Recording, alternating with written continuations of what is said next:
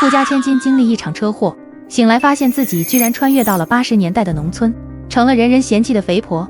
看着镜子中臃肿的自己，杨丽娜下定决心要逆袭。杨丽娜睁开双眼的时候，身体并没有想象中的疼痛。这是哪儿？我不是出车祸了吗？杨丽娜不可置信地掐了掐大腿，肉乎乎手的感让她觉得哪里不对劲。我什么时候这么胖了？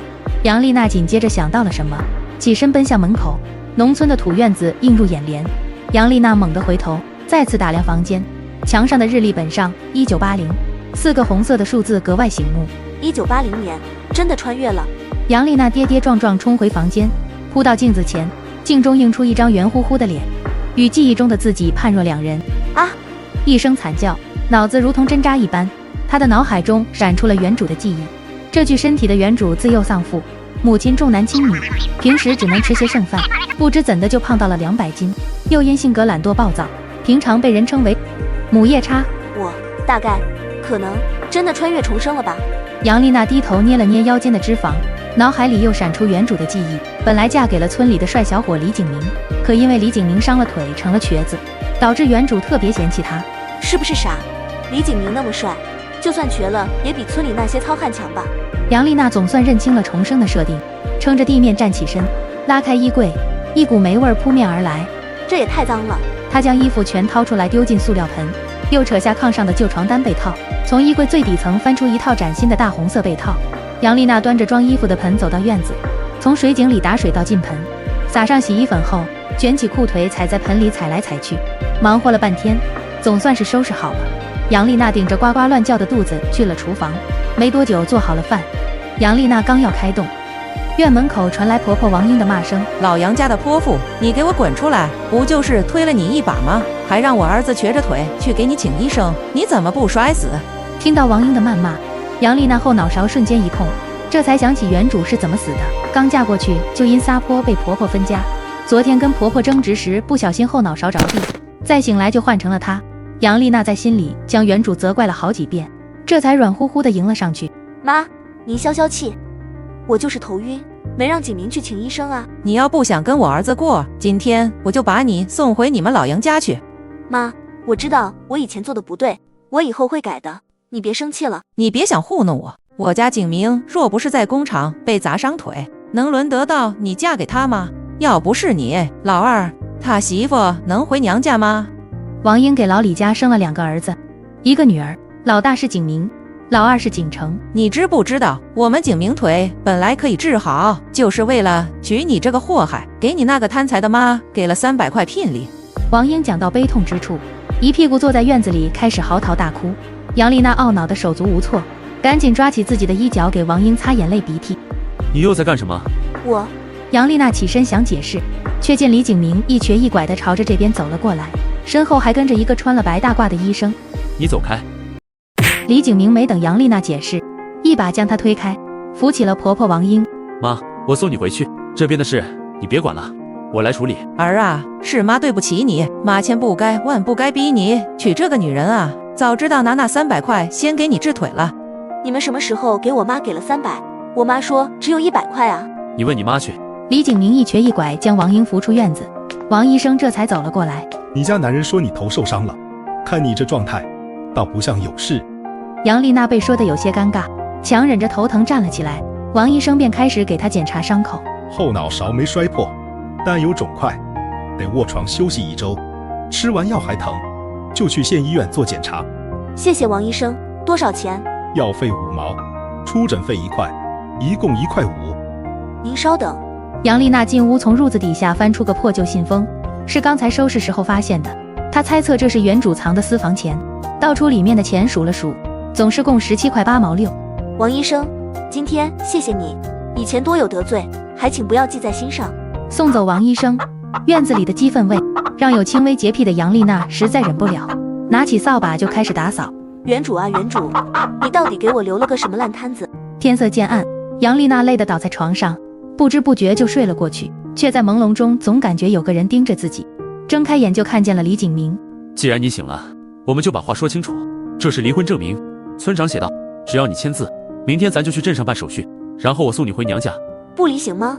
我这家里条件也不好，你有权利追求你自己的幸福，签吧。咱俩有缘无分。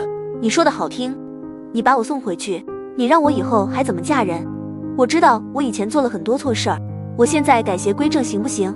说到这里，杨丽娜想着原主的所作所为，越想越委屈，将脸埋进被子，放声痛哭起来。我知道这些跟你没关系，这都是我自己不争气。看到杨丽娜又开始哭，李景明嘴角带着一丝嘲讽和不耐烦。一吵架，杨丽娜就一哭二闹三上吊，他早习以为常。你非要离婚也不是不行，除非你答应我一个条件。你说。要离婚可以，但是得等年底。理由？如果离婚了，我妈家是回不去的。等到年底，我找到去处，就跟你离婚。也行，但我有3个条件，你得答应。只要我能做到，我都答应。第一，离婚前不许跟别的男人勾三搭四，保持距离，我不想被人戳脊梁骨。第二，对我家里人友善点，他们不惹你，你就别找事。第三，分家时我答应了，要承担景轩1半学费，这钱得从家里出。听到承担学费，杨丽娜愣住了。原主以前最忌讳的就是李景明给小姑子花钱，如今这却成了留下的条件。她看着李景明严肃的眼神，知道这是她唯一的机会，赶紧点了点头。你自己的钱你自己安排吧，我以后不会干涉了。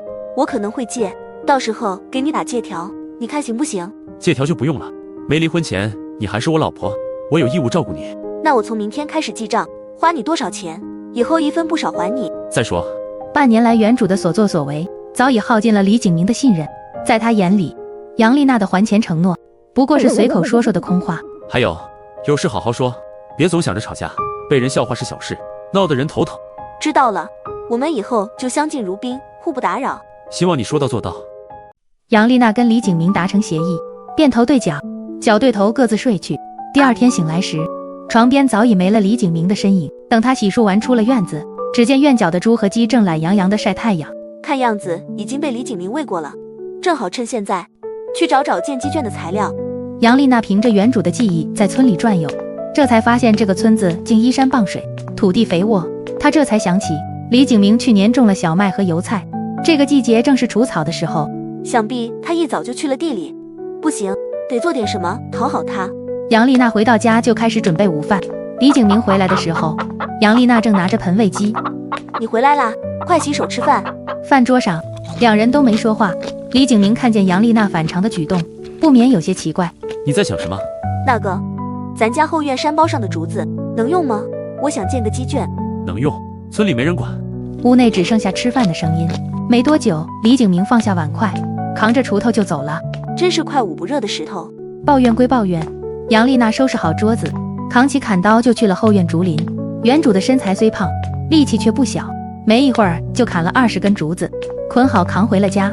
她顾不上歇气，又拿出锯子锯竹子，用铁丝绑支架，忙得满头大汗。夕阳西下时，一个不大不小的鸡圈终于立了起来。杨丽娜双手抱臂，欣赏着自己的杰作。这时她才发现天色已经暗了，可李景明还没回来。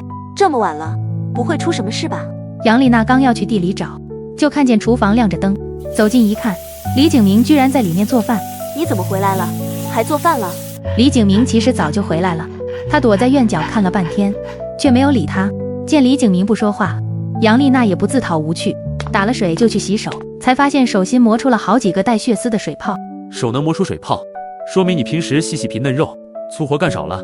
是，我平时懒行了吧？李景明端出2碗疙瘩汤，杨丽娜刚喝了一口，还没咽下去，就停下了动作。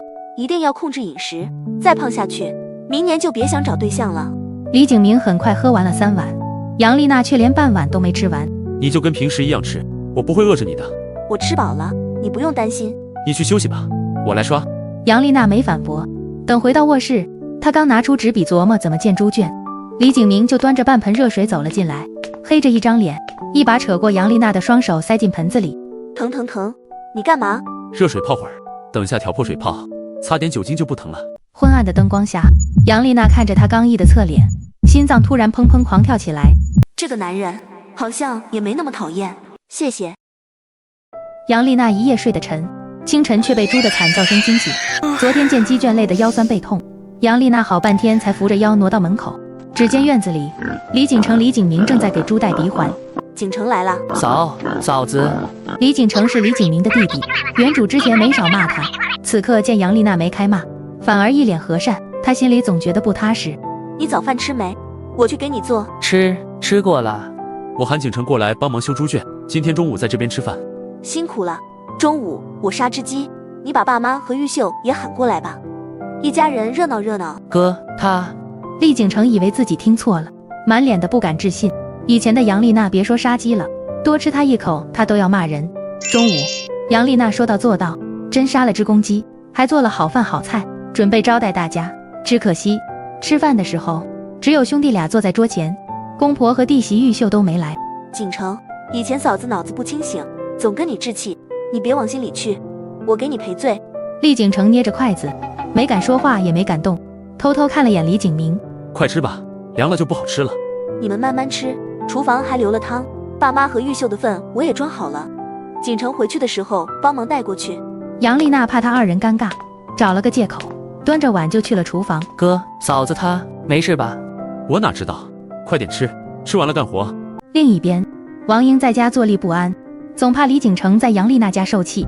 刚好小姑子李景轩放学回来，就被王英打发去杨丽娜家打探军情。嫂子，景轩回来了，是放假了吗？是你嫂子，妈说大哥二哥在修猪圈，我过来看看。那你去看看吧，我中午炖了鸡肉，给你盛一碗，等会儿看完了吃。那我就谢谢嫂子了。李景轩走到后院，看见兄弟两人，急忙凑了过去。大哥二哥，这死胖子怎么回事？景轩，大哥，你该不会真看上那个死胖子了吧？景轩，你马上就高考了，学的知识去哪儿了？老师没教你尊重人。李景轩意识到自己说错话，吐了吐舌头，赶紧转移话题。这鸡圈你们修的真好看。杨丽娜修的。他那个连碗都懒得洗的人，能修这么结实的鸡圈？李景轩话音刚落，杨丽娜就提着水壶走了过来，众人顿时不说话了。景轩，喝点水吧。那个，谢谢嫂子。下午，李景成和李景轩修好猪圈就走了。杨丽娜找了席子晒了些灰菜，坐在屋子里想事情。总不能等到年底，得找点事做。明天刚好逢集，到时候就去集市看看，有什么工作可干，或者做点小生意也行。第二天一早，杨丽娜收拾利落了就去赶集，半路上还遇到没分家之前的邻居刘翠。这女人动不动就嚼舌根，时常说杨丽娜的坏话。哟，杨妹子，你也去赶集啊？一起走。杨丽娜懒得理，了一声就当是打了招呼。听你婆婆说你们要离婚了，真的假的？改明儿我也离，我嫁给景明算了。刘嫂子，你长得这么漂亮，我家景明是个瘸子，你可别开玩笑了。再说我们还没离婚呢，就算离了你也未必合适。那是，我也就是说你婆婆心眼坏着呢，当初你们分家1分钱没给你，你知道不？景明以前在工厂伤腿，工厂赔了好几百块，你得去要回来给景明治腿啊。谢谢刘姐提醒，不过那是景明的婚前财产，他想怎么支配都行，跟我没关系。杨丽娜听他挑拨，本想开口训斥，但还是忍住了。刘姐，我还有事先走了。杨丽娜说完便加快脚步，将刘翠甩在了后面。杨丽娜在集市转了一圈，也没找到合适的工作。正当她垂头丧气时，一阵争吵声吸引了她的注意。王三，你平时缺斤短两就算了，这次居然往豆腐里看这么多水鸭秤。这豆腐呢，怎么能叫鸭秤？大伙评评理。王三，你不厚道，整条街就你一家卖豆腐，真要是有人跟你抢生意，你早黄了。整条街就一家卖豆腐，我前世时候做豆腐是看家本事。杨丽娜瞬间来了劲，立马行动了起来。先是去买了2个大盆，又去买了2米白布，买完就急匆匆的回家了。原主得罪了不少的人，一锅豆腐出锅后先不卖，全部送给村里人，怎么也得刷一下好感。做生意讲究口碑。杨丽娜20分钟就赶回了家，刚到门口就碰到下地回来的李景明。我有事儿要说。你说。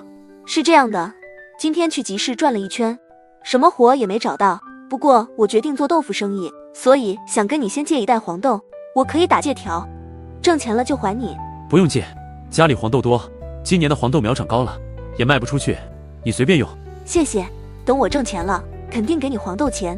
我也有事跟你说。什么事？张开放从矿山回来，说那里挣钱多，我想跟着去试试。你腿不好，而且矿山经常出事，还是别去了吧。景轩后半年要上大学，我得承担1半学费，现在地里也没活干。那好吧，既然你决定了，那随你吧。那你什么时候走？明天早上。我今晚多做些玉米饼，你明天带着路上吃。杨丽娜转身去厨房和面，心里却乱糟糟的。她前世怕黑，以前也总一个人蜷缩在墙角，可她没敢说，怕李景明不信，更怕自己依赖上这份短暂的温暖。第二天一早，杨丽娜醒来时，李景明已经走了。罢了，一个人也挺好。杨丽娜压下心中的失落，带着昨晚泡好的水桶去了村中央的大槐树，那里有一个供全村人使用的石磨，也是聚在一起聊天吹壳子的地方。杨丽娜擦干净石磨，把黄豆倒进去，一圈一圈推着磨，磨到一半的时候，刘翠抓着一把瓜子晃晃悠悠地走了过来。哟，杨妹子，这一大早的磨黄豆做什么？做豆腐。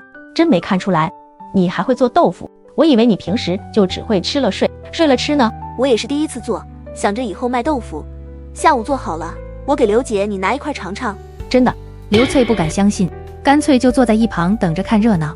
没过多久，石磨旁围了几个小孩，田丽也抱着小女儿，带着3个孩子走了过来。这人23岁就生了4个孩子，天天被婆婆挤兑，被老公打骂，这日子太苦了。杨丽娜想起自己穿越前的生活，再看看眼前的田丽，坚定了做豆腐的决心。磨完黄豆，杨丽娜仔细擦干净石磨，在孩子们的嬉闹声中往家走，身后的笑声里带着对原主的调侃，她却只当没听。回到家，杨丽娜反锁上门，先烧开水煮豆汁，等锅里的豆汁完全煮开后，又开始点卤水，等几个小时，豆腐就能成型了。与此同时，杨丽娜做豆腐的消息传到了王英耳朵里。王英还在为之前杀鸡的事生气，一听这话，火气又上来了。这疯婆娘连面都擀不好，还想做豆腐，肯定又要浪费黄豆。王英前脚还没踏出门槛，嘴巴里已经开骂，没走多远却停住了脚步。刘翠那女人说话爱添油加醋，万一不是这么回事，反而丢人。再说景城、景轩都说她变了，分家了也管不着，还是再看看吧。王英压下火气，转身回了屋。她不知道的是，此时杨丽娜正掀开白布，看着白嫩有弹性的豆腐，嘴角忍不住上扬。第一锅豆腐成了。杨丽娜将豆腐切成60块，每块半斤左右，又额外切了3块3斤重的，分别留给王英、田丽和原主的母亲。杨丽娜端着盆，挨家挨户送豆腐，不管对方是什么眼神，都笑着解释：大哥大姐，以前是我不懂事，多有得罪，还请谅解。我以后要卖豆腐了，这是新做的，免费送你们尝尝，以后有需要可以来我家买，1斤3毛。对方接过豆腐，一脸诧异。杨丽娜没多留，放下豆腐就走，送了一半，她身后跟了10几个看热闹的小孩，嘴里哦起哄，还有人站在门口盯着她的背影发愣。这杨丽娜今天是怎么了？跟换了个人似的。以前见了人就骂，现在居然还送豆腐，该不会有什么猫腻吧？杨丽娜没管这些议论，没多久便送完大部分人家，只剩下田丽家和王英家还没去。晚饭的时候，王英正在气头上，饭桌上异常安静，几人都低头默默吃着自己的饭。这个杨丽娜做了几10斤豆腐送村里人，我是她婆婆，连豆腐渣都没见着，诚心让我丢人是不是？行了，都分家了，你管这么多干嘛？人家现在想好好过日子，你怎么就不往好处想？他都快把你儿子家底败光了，他还有啥家底？当初因为这个家腿断了都没给治。李建国饭吃到一半，不愿听自己婆娘唠叨，拿起饭桌上的旱烟袋，蹲在大门口抽烟。却在这时传来了一阵脚步声。爸，丽娜来了，吃饭了没？我吃过了，今天做了豆腐，给你和妈拿了几斤。你这孩子懂事了，不用管我们，只要你跟景明过得好，我们就开心。杨丽娜走进屋，将豆腐放在饭桌上。王英看到豆腐，眼神闪躲，有些心虚。妈，我今天做了豆腐，给你们拿了几斤，你们尝尝。嫂子，跟我们坐一起吃点吧。是啊，嫂子，我们才刚开始吃。不了，我真吃过了，你们赶紧吃吧。王英见杨丽娜干坐着，一副欲言又止的样子，有种不好的预感。你有什么事就直说。妈，我想让景轩今晚陪我睡。不行。我知道了，打扰了，我就先回去了。杨丽娜点了点头，没有拿盆，起身一个人往家走。算了，离婚之后也是一个人，迟早要克服一下怕黑的。回去后，杨丽娜找了手电筒，便带着豆腐去了田丽家。田丽看见眼前的豆腐，连忙抓住杨丽娜的手，眼里满是感激。大妹子，谢谢你。田姐，客气了，以后有啥需要帮忙的，你尽管说。回到家，杨丽娜又从粮缸里称出5斤黄豆，挑好泡上。忙完这一切，她才关了灯上床。许是这几天太累，沾着枕头就睡着了。第二天一早，杨丽娜起床后便继续做豆腐。今天他特意少做了些，怕原主以前得罪人太多，豆腐卖不出去浪费。做完豆腐，杨丽娜就提了给原主母亲陈二娥的豆腐，去了隔壁村。到了门口，杨丽娜一把推门而入，就看见了一家人正在吃饭。你怎么来了？丽娜来了，快坐。妈想着忙完这阵子就去看你呢。我昨天做了豆腐，给你和哥嫂拿几斤尝尝。哟，你还会做豆腐了，真是叫花子做皇帝，喜出望外啊！是啊，这不是咱妈教的好吗？我啥时候教你做豆腐了？你是不是又跟景明吵架了？丽娜啊，你都成家了，别总惹事，也别老往娘家跑，让人看见还以为你又跟婆婆打架了。我真的是你生的吗？你确定不是捡来的？你这丫头今天怎么了？以前不这样啊？是不是听外人瞎说了什么？杨丽娜，拿着你的破豆腐赶紧滚，别以为我不知道你打什么主意。你们村有人说了，李景明都找村长写离婚证明了，你要是被李家赶出来，别回杨家，我们丢不起这人。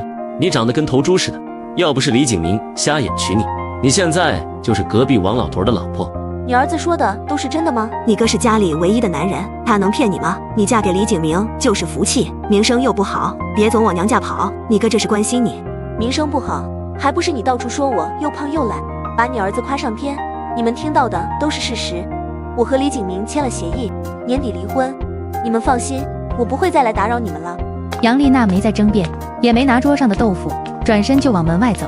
走到门口时，她停了停，没有回头，只是轻声说了一句：以后我不会再回这个家了。从娘家回来后，杨丽娜彻底断了对亲情的念想，一门心思扑在豆腐生意上。中午随便凑合了一口，下午便去摆摊了。让她没想到的是，10几斤豆腐很快便卖光了，第一桶金来的比想象中快。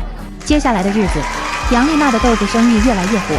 逢集时她做60斤豆腐，集市没散就被抢空，而她也会时常给王英一家送些。之前垄断豆腐摊的王三，因为没人买他的豆腐，索性改做其他生意。没过多久，整个镇上就只剩杨丽娜一家卖豆腐，连饭店都来订她的货。转眼过去1个月了，李景明也一直没有回来过，而杨丽娜也瘦了不少，剪了齐肩发和薄刘海，整个人轻便又精神。这日，杨丽娜在集市上早早卖完豆腐，回去的路上碰见了婆婆王英。妈，景明有没有捎话回来？说什么时候回来？没有，我也不知道他去了哪个矿山。家里油菜还有几天熟，别光顾着做豆腐。景明要是回不来，你就去收了，别让人说你懒。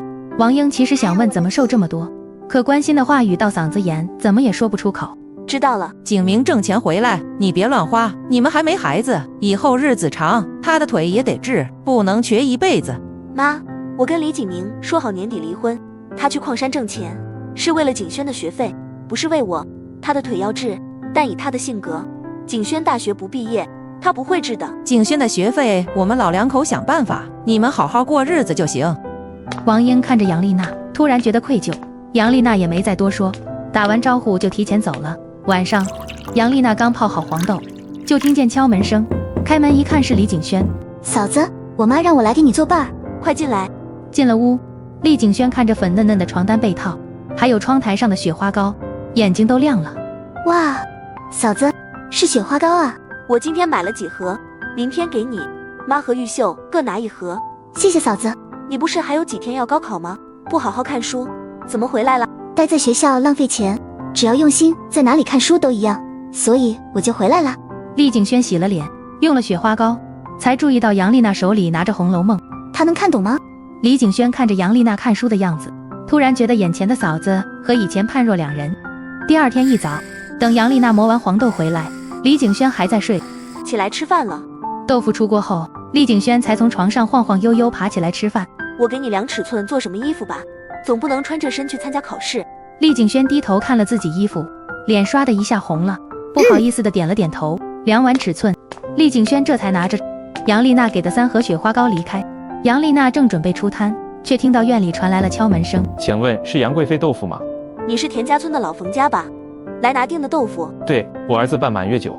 冯志东本来听人说杨丽娜肥得彪悍，不好接近，可今天一见，却觉得她和村里女人不一样。杨丽娜感觉后背有目光盯着，却没回头，一边切豆腐一边搭话。看你应该是老师吧？到底和我们这些粗人不一样，看着都舒服。我叫冯志东，是李景轩的高中语文老师。原来是冯老师，多谢您平时对景轩的照顾，这次豆腐少收您1块钱，就当是谢谢您了。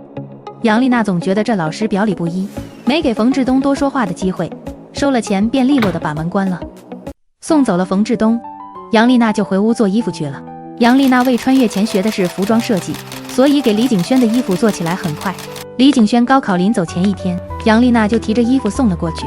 景轩，过来试试肩宽合不合适，高考穿正好。嫂子，你手艺也太巧了。李景轩一穿上就舍不得脱下来。走到院子里的时候，王英和弟媳孙玉秀都看得出神了。这衣服做得真好看，嫂子，什么时候有时间给我也做一件行不行？行，等你陪景轩考试回来，我就给你做一件。杨丽娜笑得很开心，第一次感觉到在这个家受到了尊重。就连一旁的李景成、李建国嘴角也不由得扬起。一家人送李景轩到村口后，杨丽娜打了招呼先离开了。只是刚到家，就碰到了田丽的大女儿张小娟。丽娜阿姨，我妈让我买豆腐。杨丽娜笑着接过钱，称了4斤豆腐放进篮子。娟娟，阿姨跟你一起回家，正好有事找你妈。张小娟点点头，蹦蹦跳跳的在前边带路。杨丽娜跟在后面，手里又多提了一个布袋，还有刚才的豆腐。杨丽娜进去的时候，田丽正在院子里摘韭菜，见杨丽娜手里拿了东西，赶紧擦了擦手接了过来。你怎么还自己送过来了？快进屋坐，正好包饺子一起吃。不了嫂子，我刚吃过，这袋子里是豆干豆皮，给孩子们改改炖。每次都占你便宜，我都不知道该怎么谢你。谢啥？都是邻居。田丽闻言连忙进屋拿了个袋子，装了几斤白面递过来。妹子，这白面你拿着，回去也包炖饺子吃。你要是不收，以后我就不吃你家豆腐了。杨丽娜实在推脱不了，便接过白面，告辞回家了。忙完了一天的活，杨丽娜早早地收拾着睡觉了。只是刚躺下没多久，就听到院子里传来了窸窸窣窣的声音。杨丽娜小心地坐了起来，透过窗户看到外面站了一个黑色的人影。窗外的黑影转了几圈后，竟朝着屋子走来。杨丽娜快速跑到门后，抓起提前备好的木棍。门吱呀一声，杨丽娜看准时机，用力挥下木棍。李景明精准地抓住棍子，一把扔出，另一手打开了灯。杨丽娜尖叫一声，推开眼前的人，蹲在墙角抱着头大叫：鬼呀，鬼呀！是我。听到是李景明的声音，杨丽娜不可置信地看了他一眼。对不起，吓到你了，我只是怕吵醒你，便自己翻墙进来了。杨丽娜听到这话，后怕与委屈涌上心头，眼泪更是止不住了。你快别哭了，我真不是有意的，媳妇，我错了。媳妇2个字一出口，杨丽娜先是愣了一下，错愕地抬起头。你吃饭没？我去给你做。还没，这不是为了赶路，没顾得上洗脸换衣服，所以才吓到你了。杨丽娜擦了擦眼泪，从衣柜里翻出一套新做的浅蓝色睡衣，递到了李景明面前。我去做饭，你赶紧洗洗吧。李景明盯着眼前的新衣服，不可思议地回头看到杨丽娜的背影。这人真的是杨丽娜吗？杨丽娜做好饭的时候，李景明也洗干净了，狼吞虎咽地吃了几口。做的真好吃，你也过来吃点。我吃过了，你吃吧。2人无言。等李景明吃完饭，自己一瘸一跛端着碗筷去了厨房。等李景明回来的时候，杨丽娜已经背对着他躺在被窝里了，睡着了。李景明看着仿佛变个人的杨丽娜，再看着焕然一新的家，突然有些后悔提出离婚了。天刚蒙蒙亮，李景明准时起床，身旁的杨丽娜被动静惊醒。你醒了？你怎么不穿衣服？杨丽娜心跳咚咚加速，一时看得出神。李景明迅速穿好衣服，转身去院子里洗漱。杨丽娜也没再矫情，麻利地起身去做饭，不一会儿便将早饭端上了桌子。快吃吧。吃完我去收油菜，再不收就落地里了。那个，等会儿我也跟你去吧。闻言点了点头。待吃过早饭，2人出了门。李景明背着背篓一瘸一拐地走在前面，杨丽娜跟在后面，目光落在他的背影上，不知在想些什么。李景明，怎么了？妈说当初你为了娶我，给我娘家妈拿了300块聘礼。你提这个做什么？我就是想说，因为我耽搁了你治腿，真的很抱歉。我现在做豆腐生意攒了点钱，等油菜收完，我们去市里看看吧。以后再说吧。杨丽娜不屑地撇撇嘴，屁颠屁颠跟在李景明身后。2人刚走没多远，就碰到了下地的刘翠。哟，景明，从矿山回来了，怎么样？挣着钱没？就是点力气活，挣不了多少。那你还去不？去的话跟我说一声，我也想跟着去。你男人还病着，你舍得让他一个人在家？他那身子骨在家躺着也一样，还不如我去挣点钱给他买药。大姐，矿山那种地方真就没有女人，你还是好好种地吧。你媳妇卖豆腐时，家里出出进进是男人，谁知道做了些啥事儿？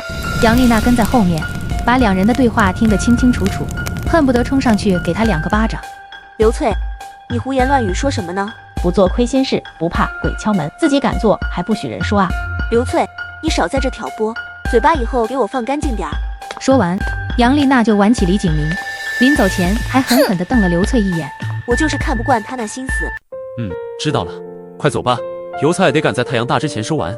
俗话说，男女搭配，干活不累。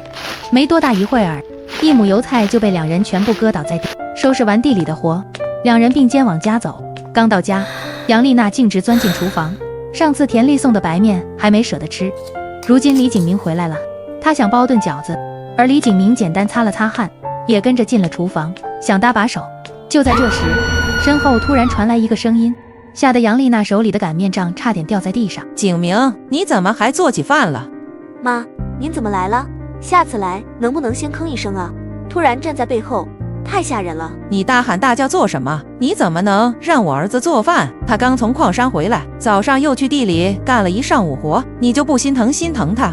一连串的质问像连珠炮似的砸过来，杨丽娜心里的火气也上来了。妈，我也去地里干活了，回来就赶紧做饭，是景明自己过来帮忙的，我没让他做。前几天您还劝我跟景明好好过日子，怎么这才几天，您就又变态度了？原来王英路上碰到了刘翠，本来是听了刘翠的话过来兴师问罪的，现在反而不知道该说什么好了。妈，您来了正好，等会儿饺子熟了，一起吃。王英看了眼儿子，又瞟了眼杨丽娜，拉着李景明往院子里走。景明，你跟我出来，我有话跟你说。院子里，王英压低声音，把早上听来的闲话告诉了李景明。我听刘翠说，早上杨丽娜跟她吵架了。怎么了？刘翠说的那些话，你可别当真。她就是不服气丽娜生意做得好，你不在家的日子，景轩一回来就跟她睡。她不是那样的人，你是妈生的，妈不想害你。杨丽娜是个好女人，你们以后好好过。李景明闻言很是吃惊，妈今天竟然说起了杨丽娜的好话。王英说完，偷偷看了眼自己儿子若有所思的脸，赶忙抬头瞄了眼厨房。那个丽娜啊，以后见着刘翠躲着点，她嘴碎。那个妈就先回去了啊。杨丽娜从厨房出来的时候，王英的背影刚好消失在门口。我妈说让我跟你好好过。杨丽娜没有回答，李景明只好岔开了话题。对了，忘了问你，这白面哪里来的？田丽给的，一会儿等饺子熟了，你给爹娘端过去，让他们也解解馋。李景明怔怔地看着杨丽娜，心里又感动又激动。我什么我？吃完赶紧送过去。李景明刚把饺子送过去，王英跟李景成就忍不住去准备碗筷。一家人坐在饭桌上吃着饺子，那叫一个乐不思蜀。哥，嫂子性格真是大变啊！你不在这段时间，她对家里特别照顾。李景明站在一旁，听着弟弟的话，心里暖暖的。李建国放下筷子，看了他一眼，语气比平时温和了些。景明，你媳妇儿知错能改，是个好孩子，好好过日子，别乱来。爸，我知道了，我心里有数。几人又寒暄了几句，李景明这才回去。到家的时候，杨丽娜正在喂猪食。你跟我进来一下。两人进了屋，杨丽娜从衣柜里拿出了一个手帕，走到桌子旁，将手帕打开，手帕里包着大大小小、新旧不一的纸币，共计100元。这是我卖豆腐挣的，一共100块。我用了你400斤黄豆，给你50元。我妈还收了你300块聘礼，在离婚之前我一定会还清。今天先给你还50，还差你250。你这是什么意思？我记得我说过，黄豆我不要钱。这钱你必须收，但我也有个要求，你必须用来治腿。你还年轻，未来的路还很长，世界很大，能出去走走就出去走走，这里不属于你。李景明彻底愣住了，直到杨丽娜放到他手里的时候，他才反应过来，一把抓住杨丽娜的手腕。丽娜，我们不要离婚好吗？你说什么？丽娜，我说我们不要离婚，我想和你好好过日子。以前是我冲动，没有真正了解你。说完，李景明丢掉手里的钱，伸手揽过杨丽娜的腰，让她靠自己更近。杨丽娜看着李景明帅气的脸，只觉得自己脑袋快要断片，呼吸变得很困难。丽娜，不要走好不好？杨丽娜还没来得及回答，脑袋就被李景明轻轻按在胸膛上，直到快要喘不过气，杨丽娜才猛地推开李景明，低着头，不敢看他的眼睛。我考虑一下，钱你收好了。我不会同意离婚的，也不会放你走。李景明盯着杨丽娜仓皇失措的背影，嘴角扬了扬，顺手将桌子上的钱包到一起，塞进杨丽娜放的柜子里。杨丽娜的脑子很乱，一个人漫无目的的在外面溜达，想了半天也想不通，索性就往回走。刚走到门口，就碰见了冯志东。杨妹子，我来买豆腐，钱我已经给里面那个陌生男人了。谢谢你啊，冯老师。没关系，你是景轩嫂子，就当是照顾你生意。再说我以后还会常来的。冯志东腼腆地笑了笑，将豆腐挂在自行车上，跟杨丽娜打了招呼，未做停留便走了。冯老师，您慢点。杨丽娜朝着冯志东的方向喊了句，目送走远后才进屋。诺，这是冯老师给你的豆腐钱，10斤3块。谢谢。两人之间很默契，像什么都没发生一样，各自忙各自的。倒是李景明心里对冯志东印象很差，一进自家门就跟熟人一样喊小杨。接下来的几天，两人依旧保持着互不打扰的默契，相安无事。1周后的午后，李景明去上地了，而杨丽娜正在家里洗菜缸，老远就看见李景轩抱着几匹布冲了过来。嫂子，2个星期没见，你怎么又漂亮了？我都快认不出你了。你这小妮子，胡说八道什么呢？考试考得怎么样？要不要嫂子给你庆祝一下？哎呀，还不知道呢，嫂子，我这次来是有正事跟你说。什么事啊？就是你上次给我做的那套衣服，我同学看见了特别喜欢，非要我卖给他，我被他磨得没办法了，最后只能200块钱卖给他了。这么说，你把我给你做的衣服卖了，现在想让我再帮你做一件？嫂子，我真不是故意的，你也知道咱家情况，我也是想补贴家用。不放那儿吧，我有空就给你做。嫂子，我买的不多，给你和二嫂也各做一件吧，我特意挑了你们喜欢的颜色。心意我领了，我就不用了，天天在家做豆腐，侍弄庄稼，穿新衣服也是浪费，给你二嫂多做一件吧，她比我辛苦，又要照顾你，还要下地干活，就当你谢谢她。谢谢大嫂。整个下午，李景轩就陪着杨丽娜腌泡菜、做豆腐、打理院子里的蔬菜。忙完手里的活儿，杨丽娜这开始给李景轩裁剪衣服，没一会4套衣服便做好了。嫂子，你好厉害，你简直就是我的偶像。你先去试试，玉秀的裙子回去的时候，你给她带上，让她再试，哪里不合适我再改。李景轩快接过裙子，迫不及待穿上，十分满意。嫂子，我爱死你了。你喜欢就好。喜欢，谢谢嫂子。李景轩着急给家里人看自己新裙子，说完就抱着衣服回家了。杨丽娜伸了伸懒腰，这才起身去给李景明做饭。饭菜刚出锅，李景明就背着一包油菜籽一瘸一拐走进院子。饭都做好了，你快去吃吧。你不吃吗？我不饿，你吃吧。那怎么行？不吃饭胃会疼的，你多少吃点。我真不饿，你赶紧吃吧。杨丽娜进了屋，拿着笔和纸画服装设计稿。豆腐生意已经满足不了杨丽娜了，她还是想干回自己的老本行，毕竟服装设计是她前世的拿手本事。3张图纸画完，门口便传来小孩子的哭泣声和叫喊声。杨姨，你快开门啊，我妈妈要死了，你救救她好不好？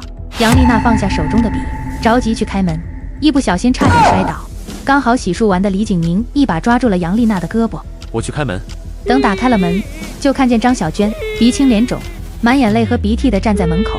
这是怎么弄的？是我奶奶，杨姨，我求你救救我妈妈，她流了好多血。两人对视一眼，杨丽娜赶紧抱起张小娟朝门口走去，李景明大步跟上夺过孩子。我抱孩子，等会儿别瞎说话。张开放他娘是悍妇，小心他迁怒你。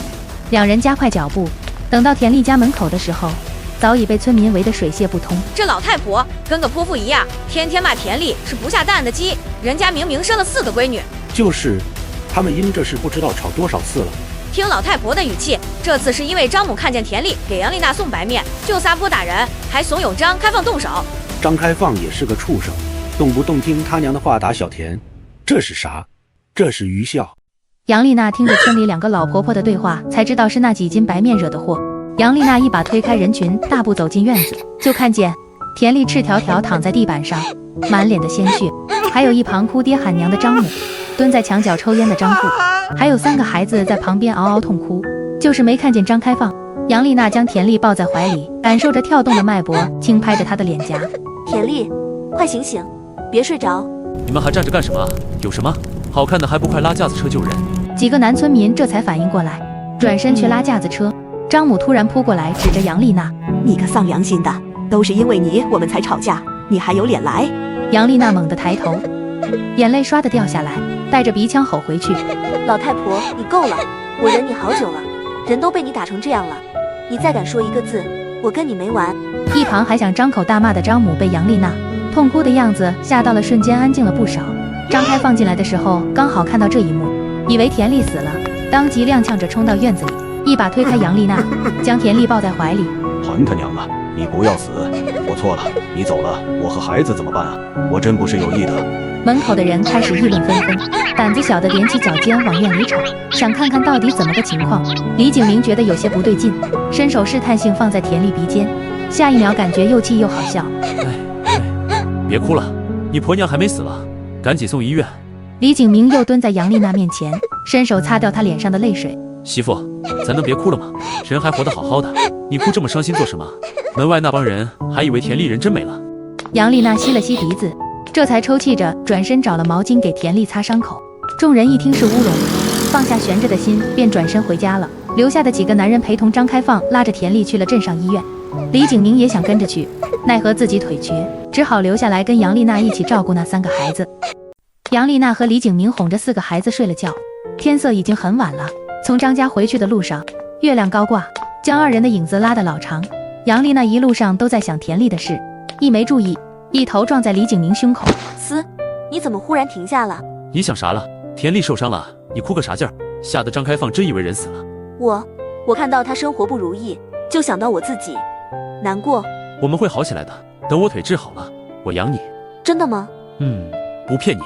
杨丽娜深知这话可信度不大，却也让她脸红心跳。而李景明却拉起了杨丽娜的手，一起回了家。第2天一早，李景明就上地去忙了，而杨丽娜正在屋里看《红楼梦》，正看到刘姥姥进大观园这一段，忍不住嗤笑出声。就在这时，李景轩和孙玉秀出现在房间里。嫂子，你笑啥了？笑这么开心？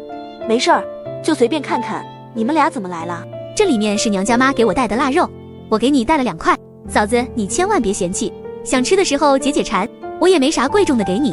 嫂子，还有我，为了感谢你再造之恩，我自己掏钱给你买了双白球鞋。你们这么客气干嘛？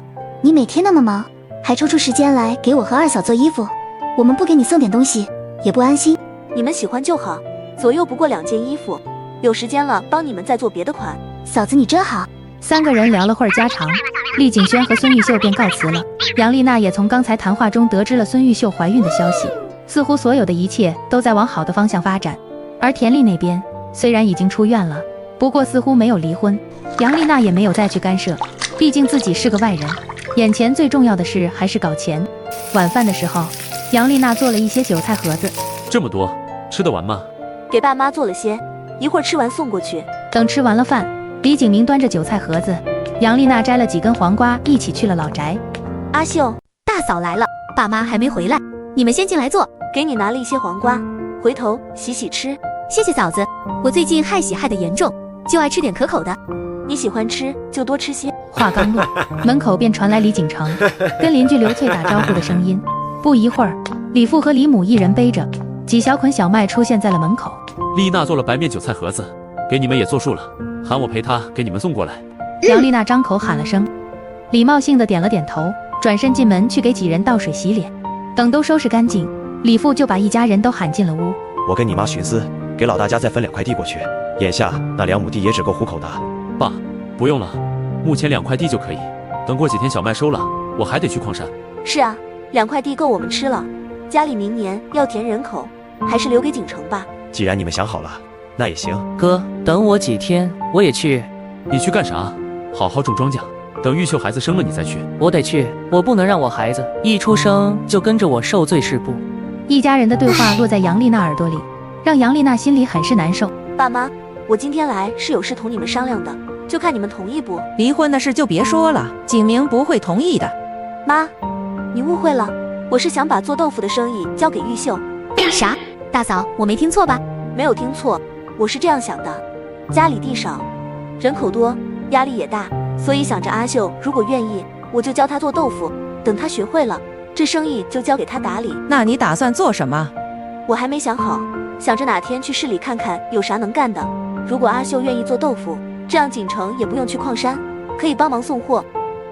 李家众人听见杨丽娜的言论都有些急了，他们都以为杨丽娜这是为了离婚做准备。嫂子，你不要跟我哥离婚，我哥的腿可以治好的，我把那200块钱给你。我不是这个意思，我去市里是想做生意。景轩，你哪里来的200块钱？我之前把嫂子做的衣服卖给我同学了，他给我200块钱。我的个娘哎，真的假的？2件衣服能卖200块？妈，是真的，当时我就在旁边。你为什么不把钱给大嫂？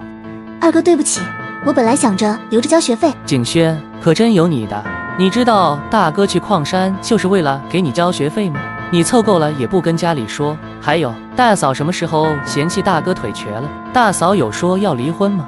二哥，我不留着钱交学费，难道你们想看我跟大嫂一样，18岁就嫁人，然后一辈子待在这大山沟里当村妇吗？景轩，不管怎么说，这事儿你就做得不对。你卖衣服时，经过大嫂同意了没？你说你不想当个农民，可你从小到大的吃穿用度，可不就是这一家子农民供应你吗？李景轩闻言无地自容，突然就失声痛哭，转身跑进房间摔门大哭。你看看你，话说这么重干什么？他还是个孩子。他还是个孩子，他比嫂子还大几个月。你们不要责怪景轩了，他一回家就跟我说了这件事儿。再说衣服我送给景轩就是景轩的，他有权利处理，这钱就留给景轩吧。我若有意想要，也不会将做豆腐的生意交给阿秀。景明的腿是要治的，但是我们会想办法，你们别为这事儿吵架。大嫂，谢谢。这个时候你还为他说话？你们晚上商量一下，如果你们愿意，月底之前让阿秀跟我学学，顺便熟悉熟悉客户。等下个月开始，生意就由阿秀接手。杨丽娜说完，打了招呼就先离开。李景明又待了一会儿才回去。等到李景明回家的时候，屋子里黑漆漆的，房间里却传来抽泣声。李景明心里纳闷，赶紧冲了进去，就看见杨丽娜双手顶在胃部，不停地呻吟抽泣。杨丽娜，你怎么了？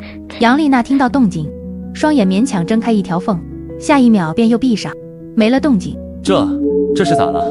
李景明一只手落到杨丽娜额头，感受到体温正常，才松了口气。注意到杨丽娜双手捂着胃部，这才想起她有可能是胃疼，急忙将杨丽娜扶起，一只手放在她的肚子上揉了起来。突然，杨丽娜呻吟一声，挣扎着坐起，哇的一下吐了一片。李景明紧张的不行，想了想，还是决定送医院，忙背着她一瘸一拐去了镇上。到医院时已经是凌晨2点，值班医生大概检查一番，诊断结果是中暑，医生给挂了瓶子。李景明这才长舒口气，坐在病床旁边陪着杨丽娜。后半夜，杨丽娜清醒一点时，又开始闹肚子，前后李景明扶着去了6、7趟厕所。这一夜，两人之间又发生了一些很微妙的变化。快起来喝稀饭，昨晚上又是吐又是拉，这会儿肚子不饿吗？我给你买了粥，赶紧趁热吃。你怎么突然变这么好？放心，没下毒。李景明难得的有耐心，拿起勺子自己喝了一口，又盛一勺子送到杨丽娜嘴边。快张嘴，嫌弃也没用。而杨丽娜只是怔怔地看着，不知道在想些什么。我自己吃。中午的时候，李景明向王医生借了自行车，便载着杨丽娜回家了。你坐稳了，我要出发了。眼前的路坑坑洼洼的，杨丽娜刚坐上去，双手不由自主地抱紧了李景明。李景明虽然腿有点瘸，但是自行车却骑得很快，没一会儿便载着杨丽娜到了家。李景明把自行车停好，转身就抱起了杨丽娜。你干什么？抱你进屋睡会儿，豆腐这2天别做了，等你好了再说。那个，昨晚谢谢你。李景明难得的眼角挂起温柔，转身就去做饭了。接下来的几天，李景明忙前忙后的照顾着杨丽娜，把家里打理得井井有条。杨丽娜身体渐渐恢复，心里对这个男人的好感也悄悄多了几分。直到这天早上，杨丽娜醒来时，已经不见李景明的踪影，只见桌上有个字条，上面写着：下地割麦，记得喝粥。杨丽娜把字条捂在脸上，嘴角忍不住上扬，蹦蹦跳跳走进厨房。吃过早饭，杨丽娜就提着黄豆向外走去，刚出门就看见了孙玉秀和李景轩。嫂子，大哥说你最近身体不舒服，我跟景轩过来看看你。没事儿，就是中暑而已。阿秀，我那天说的事儿，你考虑的怎么样了？爸妈那边没同意，说你跟大哥2人日子刚过好，我们不能拉你后腿。那好吧，你回去跟妈说，月底我就不做豆腐了。你要是不干，这生意就得给别人了。听到这个消息，俩人谁也没说话，帮着磨完豆腐就都回家去了。杨丽娜看着2人的背影，摇了摇头，转身进了厨房。可菜刚做好，门口就传来了原主的母亲陈二娥的声音：丽娜，你在家吗？你怎么来了？看你说的话，我怎么就不能来了？我快饿死了，饭做好没？你先喝点水，等李景明回来就开饭。丽娜，你上次说要跟李景明离婚，现在怎么样了？没怎么样，不离婚了。不离婚？我跟你说，隔壁王老头愿意娶你，他还出500块聘礼呢。王老头都50多了，你还让我嫁给他？你把我当给你儿子赚钱的工具？你个没良心的！我养你这么大，让你嫁个人怎么了？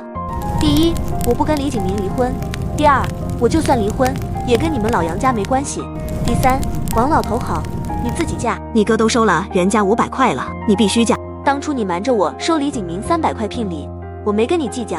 要是你还逼我，从今往后我们断绝母女关系。啥300块？你可别冤枉了好人。杨丽娜冷冷一笑，起身去了厨房，就听到大门的声音，才发现是李景明回来了。哟，景明回来了。妈来了。陈二娥被李景明的气场压得慌，见杨丽娜站着不动，突然吼道：“愣着干什么？还不快点开饭！我都饿半天了。”杨丽娜翻了个白眼，没理他，直到李景明洗完手，才端着厨房的4菜1汤摆上桌。陈二娥眼睛瞬间亮了，不等杨丽娜盛饭，一把抢过盛饭的盆。这碗太小，我直接用盆吃，今天饿坏了。杨丽娜和李景明看着陈二娥狼吞虎咽的样子，都有些无奈，连动筷子的胃口都没了。你们怎么不吃啊？饭都要凉了。饭都被你吃完了，我们吃什么？你一天在家动也不动，正好别吃了。说完，陈二娥就把杨丽娜的碗给拿走了。你吃我的。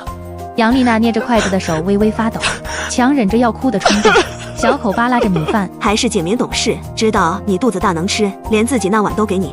看着桌子上盘光碗光，陈二娥意犹未尽舔了舔嘴唇，又摸着吃撑的肚子，这才慢悠悠开口：“景明啊，我听说前阵子你们要离婚，你看你们日子过好了，要是真想离，就赶紧的，别耽搁我们家丽娜。”妈，这话从哪儿听来的？我们2口子过得好好的，什么时候要离婚了？怕是你听差了。你说啥？你们不是？就算我们真要离婚，我也尊重我媳妇的意见。妈，你觉得呢？我就是怕丽娜配不上你，想让你找个更好的。我是个瘸子，能娶到她是我的福气。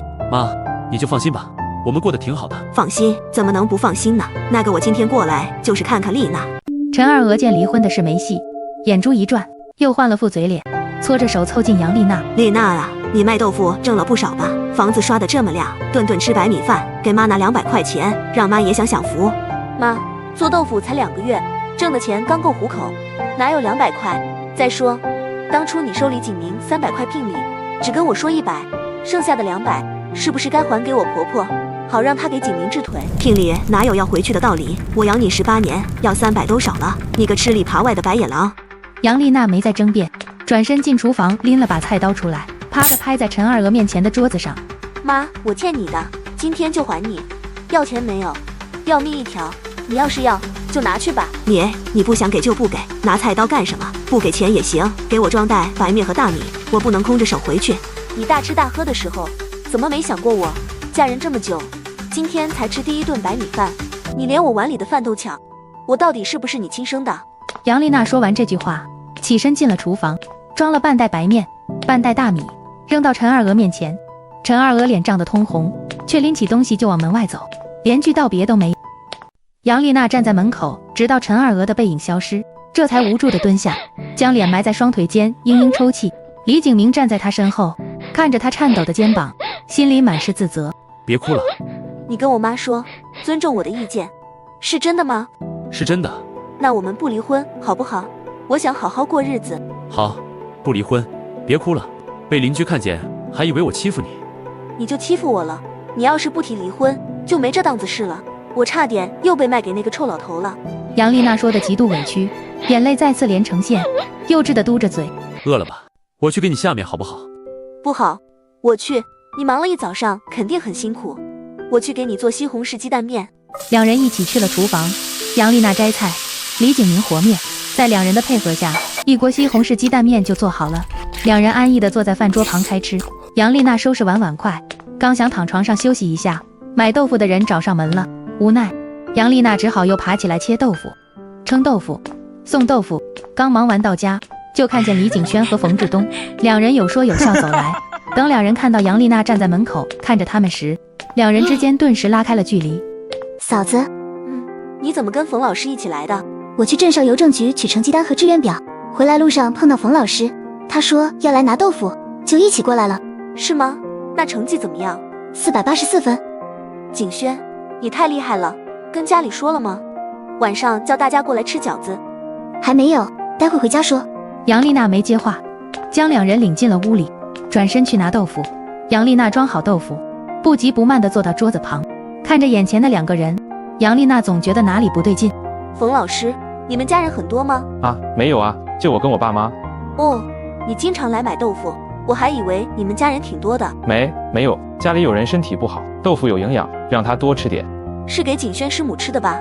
记得您第一次来买豆腐，是你媳妇刚出月子，现在孩子该有2个月了吧？冯老师，您可真是顾家的好男人，在学校为人师表，在家对老婆又这么关心爱护。景轩遇到您这么好的老师，真是景轩的福气。杨丽娜一边说，一边注意着两人的眼色。厉景轩一张脸羞得通红，放在桌底的双手紧捏着裤子，而冯志东更是面色发白，额头冒冷汗。是该多照顾家里。景轩这孩子聪明，考了好成绩，路上还跟我夸你能干呢。是吗？那我完了得好好感谢景轩。太阳快下山了，我先回去，明天还来拿3斤豆腐。冯志东赶紧付了钱，转身就走。刚走到门口，就撞见背着小麦回来的李景明。冯老师来了，怎么不多坐会儿？不了，家里还等着吃饭，明天再来。李景轩跟着冯志东出门，路过李景明身边时，声音弱弱的喊了声哥，就头也不回的跑了。听到动静，杨丽娜也走了出来，就看见李景明光着膀子站在院子里。你怎么回来就脱衣服？天热，哥卖一身汗。景轩怎么了？跟受了委屈似的。他没事，我让他去送冯老师，他可能有些害羞。景轩脸皮薄，这小丫头长大了。对了，景轩考了484分，晚上包饺子，喊爸妈和大哥他们过来吃。行，那我们赶紧准备准备。太阳快落山时，一家人坐在院子里，难得的和谐，所有人都为李景轩的成绩而激动。李家父子高兴之余，还喝了些小酒。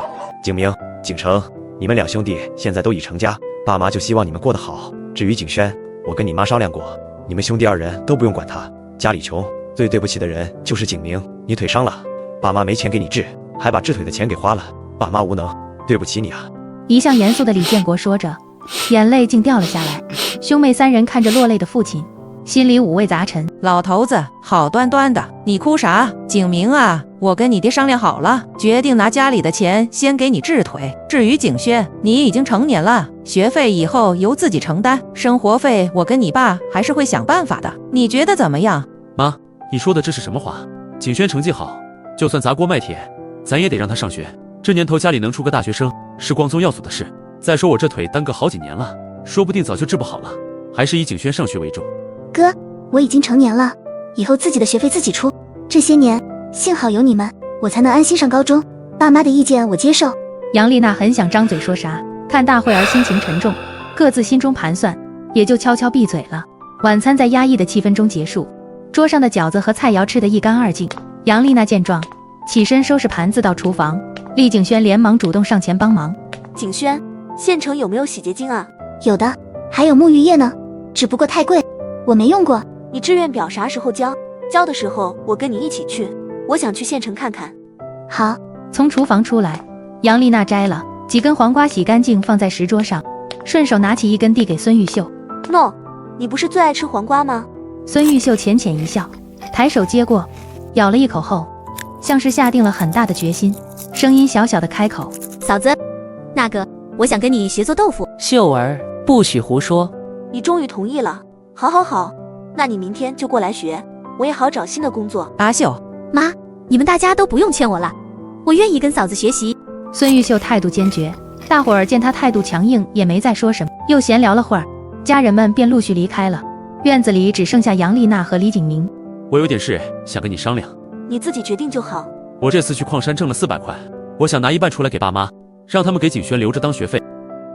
你自己挣的钱你自己决定，我不参与的。剩下的1半给你，你拿着花，给自己添2身衣服。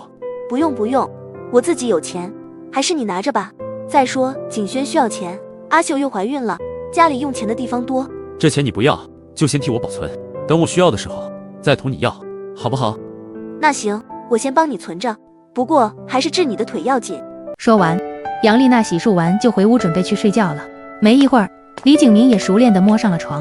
媳妇，给我生个孩子吧。那个，我还没想好。好，那等你想好，我们再生。睡吧。杨丽娜暗自松了口气，这才睡了过去。虽然暂时不打算离婚了，但是生孩子的事，杨丽娜确实没想过。一夜安稳，杨丽娜一觉睡到天亮，身边的李景明早就不见了身影。等吃完早饭，又收拾了下屋子，孙玉秀才姗姗来迟。嫂子，我该做什么？坐在炉子边生火就行，大概步骤你是知道的。今天彻彻底底看我做一遍，明天你亲自上手。杨丽娜站在灶台边，手里握着漏勺，不停搅拌着锅里翻滚的豆浆。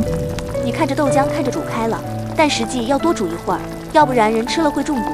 杨丽娜开始教学，孙玉秀生怕记错，神情认真，一字一句地重复着。不用这么较真，多做几遍就记住了。嫂子，我脑子反应慢，背下来就不会忘了。我比你小2岁，阿秀，以后别喊我嫂子了。景城会责怪我乱了辈分，要不没人的时候喊你丽娜，有人的时候喊嫂子，可以。在杨丽娜的指导下，孙玉秀也算是将做豆腐的大概步骤记住了。阿秀，景轩怎么没跟你一起过来？他在家选学校和专业呢，不知道该选什么，正愁着呢。这有什么难的？学医啊，上海医科大实力很强的。说曹操就到。两人正说着呢，厉景轩就突然出现了。嫂子，可上海消费太高了。你怕什么？上海是个大城市，那里消费虽高，但是机会也多啊。可是我……别怕，你忘了身上那200块是怎么来的？你走的时候，嫂子给你多做几件衣服，到时候卖了换钱。只要你有能力，就像你哥说的，砸锅卖铁也供你。杨丽娜这番话像一束光，照亮了李景轩心中的阴霾。嫂子，谢谢你。客气什么？你够努力，又有天赋，机会难得，好好把握，别整天胡思乱想，千万别做让爸妈、你2个哥哥失望的越轨事儿。李景轩闻言，眼底闪过一丝惊愕，下一秒紧咬着唇，坚定地点了点头。嫂子，我知道怎么做了，谢谢你。一旁的孙玉秀被两人莫名其妙的对话弄得摸不着头脑，一脸疑惑地看着两人。你们说话好奇怪，景轩是做了什么很严重的错事吗？没有，我这是提醒他别犯禁中举，高兴过头做什么错事。总算是解决了李景轩的问题，杨丽娜顿时心情豁然开朗。孙玉秀学了个大概，便也回家了。只是刚高兴没有多久，冯志东就又过来取豆腐了。冯老师，您真是贴心，又来拿豆腐，明天还要吗？来，当然来。杨妹子，景轩在吗？我想跟他说说选专业的事儿。感谢冯老师为景轩着想，他已经选好专业，志愿也填报了。那请问他选择的哪个学校？什么专业啊？上海医科大学，学医。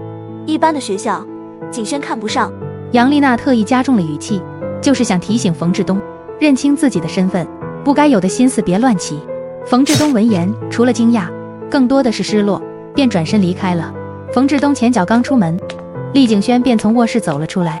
嫂子，我去跟他说几句话。给你拿上10块钱，跟他说清楚，他以为人夫、为人父有些界限，必须划清。李景轩用力点头，投来感激的目光，转身夺门而出。好一会儿，厉景轩才回来，给杨丽娜打了招呼，便回家去了。送了李景轩，杨丽娜就忙活着做晚饭。等到天黑，李景明才回来。玉秀让我给你带了1碗凉面，你快去吃吧。我吃过了，晚上吃了馒头和凉拌黄瓜，撑得慌。杨丽娜放好面，一脸严肃地坐在李景明面前。我有事要通知你。啥事儿？你不是说你的钱归我保管吗？这话算不算数？算数，钱给你了，你说了算。那正好，你看咱家小麦都背回来了，可爸妈那边还有好多，要不拿10块钱给他们买辆架子车吧，这样他们就不用那么费力了。咱是农村人，种地拉东西都能用得上，一点不亏。李景明激动地一把将杨丽娜抱起，嘴角扬起发自内心的笑容。媳妇，谢谢你。杨丽娜猝不及防被抱起，吓得双手紧紧抓住李景明的肩膀，只是还没回过神，李景明的唇就轻轻落在了她的嘴上。你媳妇，我好想你。你快放开我！不放开你跑了怎么办？我是个瘸子，找个媳妇很难的。我没嫌弃你是瘸子，再说医学这么发达，你的腿又不是治不好。媳妇，咱以后必须好好过日子，要不然都对不起你现在的改变。李景明嬉皮笑脸，依依不舍蹭了杨丽娜的脸好久，两人才回了房间。接下来的几天，孙玉秀每天都过来跟杨丽娜学习做豆腐，只是冯志东每天按时按点来买豆腐，次次都会询问李景轩的情况。李景轩不想见他，杨丽娜只好婉转回绝。这天，冯志东按照以往的时间来取豆腐，他媳妇罗小燕就跟在身后。好你个冯志东，光天化日之下敢跟别人搞破鞋！哐当一声，大门被踹开，杨丽娜正在厨房切豆腐，手猛地一顿，菜刀差点切到手指。谁啊？有病啊！杨丽娜听见院子里的动静，放下手里的刀，这才转身朝门口走去。好你个死肥婆，勾引我男人，你就不怕天打雷劈吗？杨丽娜一愣，看清眼前的情况，随即反应过来。罗小燕，你疯了吗？快跟我回家！你放开我，姓冯的，我告诉你，今天你必须给我个交代，我要让这个肥婆的左邻右舍都知道，她是个勾引我男人的烂女人。我说冯老师，您赶紧跟你媳妇解释一下，您是来买豆腐的，赶紧解释清楚，把人带走。杨妹子，实在抱歉，我这就把人弄走。罗小燕见杨丽娜一副若无其事的样子，一屁股瘫坐在院子里，扬着双手开始哭闹撒泼。老天爷啊，快来看看这对狗男女，已婚男人勾引别人媳妇，还有天理吗？我还要脸啊！呜！罗小燕的哭声惊动了不远处空地上打麦子的人，一会的时间，门口便围满了人。冯志东劝解不成，提着豆腐转身想走，罗小燕一把夺过豆腐扔地上，踩了个粉碎。姓冯的，你天天来照顾他生意，我豆腐都吃吐了，你还要跟我离婚？今天不交代清楚，我跟你没完！你嚎够了没？嚎够了，赶紧滚！捉奸拿双！你亲眼看见我俩怎么样了？不分青红皂白就骂人，真当我好欺负？来人了，你们看，杨丽娜打人了，抢别人老公，还有理了！杨丽娜被气笑了，冲上去揪住罗小燕的衣服，想把她丢出去。罗小燕也不甘示弱，一把扯住她的头发，两人扭打在一起，两人打得不可开交。冯志东站在一旁左右为难。远处传来急促的脚步声，李景明、李景成、李建国和王英匆匆赶来。李景明看到门口围满了人，额头青筋暴起。景明回来了，你媳妇儿跟冯老师搞破鞋，被你前女友逮住了，你帮谁呀？都给老子滚！看什么？没见过打架？切！刘翠见李景明真生气了，也不敢再多说什么，跟着村民一起走了。李景明冲进院子，看到杨丽娜正揪着罗小燕的衣领，一脸咄咄逼人。我告诉你，从进门我就给你机会了。你以为冯志东是谁？在老娘眼里屁都不是。你稀罕他，老娘才不稀罕。杨丽娜，你好狠的心！我推门进来时，你们衣衫不整，你还敢狡辩？我对天发誓，若有半句假话，不得善终。杨丽娜刚想反驳，却被李景明一把推开，身体向后倒去，手掌不小心划过旁边的豆架，一道小拇指长的口子瞬间流血。比伤口更疼的是，李景明居然置之不理，伸手扶起了瘫在地上的罗小燕。小燕，别胡说，我跟杨妹子真没什么，回家再说，算我求你了。你都要跟我离婚了，还护着他，我成全你，求你别让我跟孩子分开。罗小燕，你真有你的！身为李景明的前女友，诬陷自己丈夫跟人家媳妇，你安的什么心？我再声明一遍，你若再闹，我们民政局见！你不配做孩子的母亲。听到这句话，杨丽娜脑袋轰一下，错愕地看着李景明。冯志东冷冷一笑，淡漠地看了眼李景明，从兜里掏出10块钱。杨妹子，今天的事实再抱歉，这钱你拿着去检查一下身体，是我对不住你，抱歉。说完，冯志东鞠了一躬，然后若无其事离开。冯志东，你站住！你还没给我交代，你怎么说走就走？罗小燕见状也是吓了一跳，一把推开李景明，也追着冯志东走了。赶来的李家人对现场的画面有些惊讶，静悄悄地看着两个人离开。厉景轩得知事情原委赶来的时候，杨丽娜正在像没事人一样给自己擦洗伤口。爸妈都在，你就无话可说吗？我没错，要骂要离婚随便你，没做的事我死都不承认。杨丽娜，今天到底怎么回事？罗小燕好端端的，怎么会上门大闹？你真跟冯志东有一腿？妈，嫂子不是那种人，我跟二嫂可以作证。这几天冯老师拿了豆腐就走，顶多问问我的情况。景轩，你嫂子这事儿你要记在心里，以后千万别做什么令我们老两口蒙羞的事儿。你可是我们家的骄傲啊！厉景轩看着杨丽娜手上的伤口和脖子上的抓痕，眼眶一红，忍不住抽泣起来。爸妈，大哥二哥，是秦一。景轩，嫂子，对不起，是我对不起你。景轩，到底发生了什么事？李景明，你去把大门反锁上。杨丽娜，你想干什么？还想威胁景轩吗？要是你们真有一腿，说清楚就给我滚！我们老李家丢不起这个人。妈，事情没有讲清楚之前，能好好说话吗？我看你就是没出息，出了这么大的事还能如此淡定。这事要是真的，你小心人财两空。我可以跟你儿子离，但话还是要说清楚。王英的质疑像针一样扎在杨丽娜心上，她看着眼前蛮不讲理的婆婆，终于忍不住开口反驳：第一，我以前虽混，却只耍嘴皮子，从没做过伤天害理的事。第二，我素质差，但绝不水性杨花，更不会背着丈夫勾三搭四。第三，你说我人财两空，你问问景明，我到底花过他多少钱？王英刚想张嘴反驳，一旁的李景轩再也听不下去了。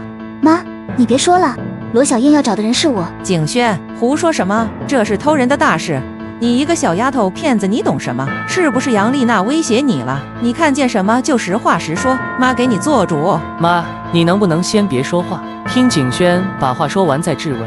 是冯志东说喜欢我，这几天总来找我，嫂子把他打发了。他后来天天来买豆腐，就是为了打听我的消息。嫂子看出我俩不对劲，一直提醒我，冯志东有老婆孩子，让我别一步错步步错。李景轩的话像惊雷，炸懵了在场的人，而李景明更是无地自容。孙玉秀这才明白，之前两人莫名其妙的对话，原来是杨丽娜在旁敲侧击的提醒景轩。景轩，你糊涂啊，难怪嫂子看出来了却没说透，原来是为了给你留面子。景轩，你要气死我啊！杨丽娜，你故意害我女儿是不是？你明明看出来了，为什么不早点说？我怎么说？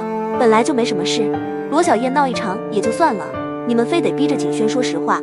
现在满意了？杨丽娜冷笑一声，气呼呼地起身朝着门口走去。李景明也跟了上去。杨丽娜一路走到河边，听到身后一深一浅的脚步声，就知道来的是何人。你来做什么？怕我想不开投河自尽啊？丽娜，对不起，原谅我好不好？李景明说完，贴着杨丽娜坐下，一把揽过她的肩膀。我问你，罗小燕到底是怎么回事？你是不是对她余情未了？不然咱们离婚吧，到时候你正好可以跟她复合。又是离婚？杨丽娜，你能不能别总提这两个字？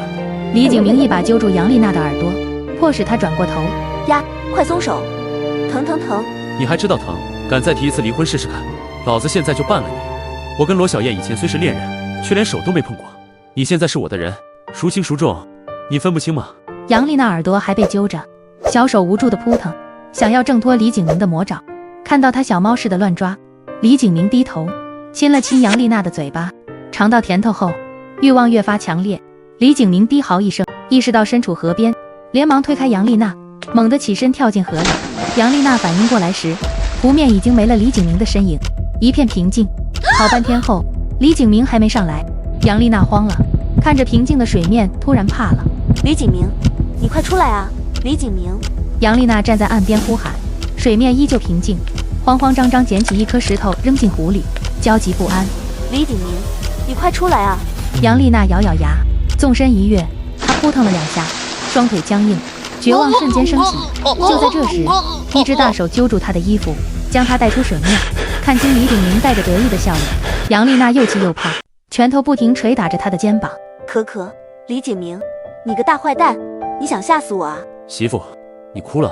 看到杨丽娜的眼泪，李景明痴痴地笑着，这才抱着她上岸。两人浑身湿透地回到家，王英正站在门口焦急地张望。看到两人湿透的样子，王英脸色瞬间发白，颤颤巍巍抓住杨丽娜的手。丽娜啊，妈没弄清楚情况，说话太重了，你可千万别想不开啊。妈，没事，你别多想，丽娜不会计较的，这事都是为了景轩，以后事情没弄明白，你别乱说话就行。丽娜，你原谅妈好不好？妈，事情都过去了，我先进去换衣服了。杨丽娜实在不想再多说，转身就进了屋。李景明进来时，杨丽娜已经换好衣服，李景明给杨丽娜重新包扎了手掌，这才给自己换衣服。等会儿我出去一下，你待着不要动，我回来煮面给你吃。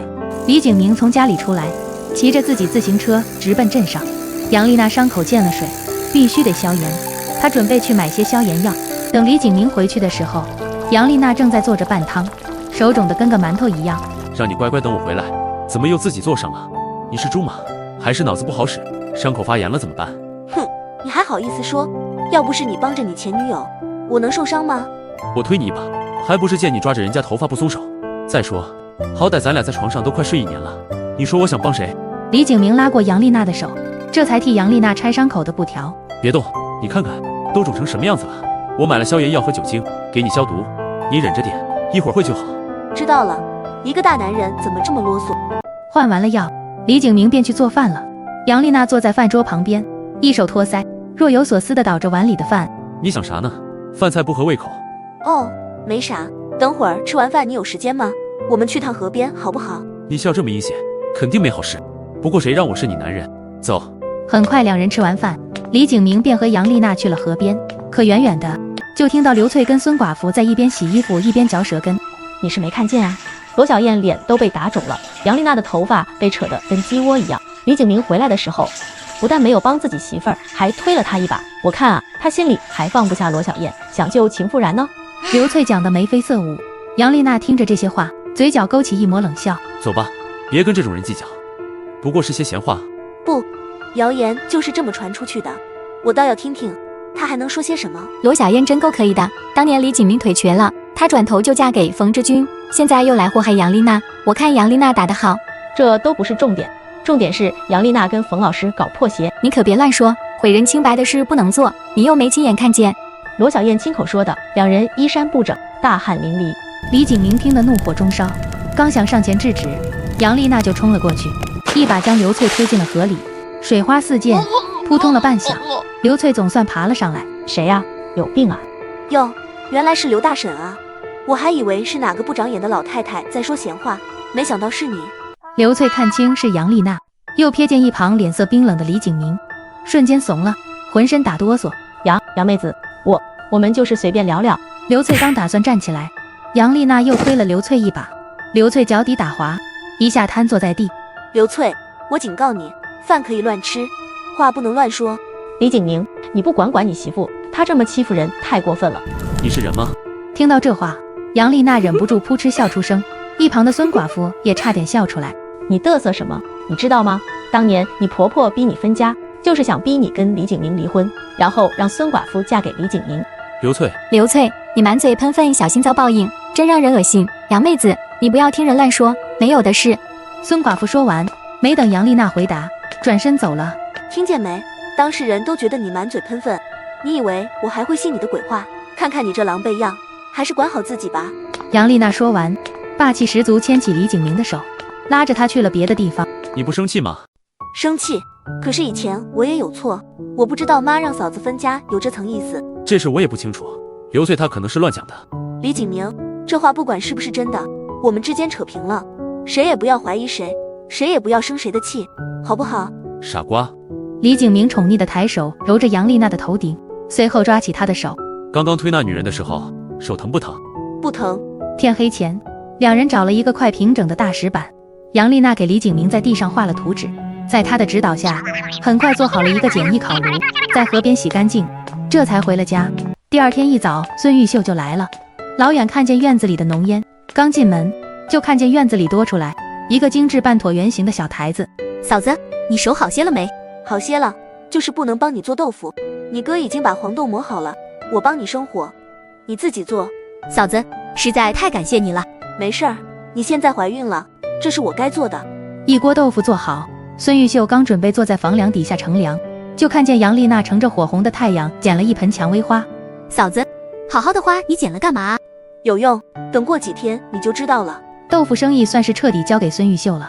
杨丽娜打算想点别的生意。端午节前一天，杨丽娜喊李景明去镇上买了干果，杨丽娜分别炒熟，又和了点面，加上之前的蔷薇花，打算做一些点心。李景明回来的时候，杨丽娜已经做得差不多了。行啊，越来越厉害了。等会儿我们再包些粽子，你给爸妈还有张开放他们家拿过去些。两人忙完，已经2点多了。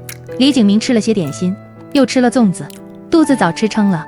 反倒是杨丽娜忙完才慢悠悠拿起点心，又泡了杯蔷薇花，惬意地坐在房檐下吹起了风。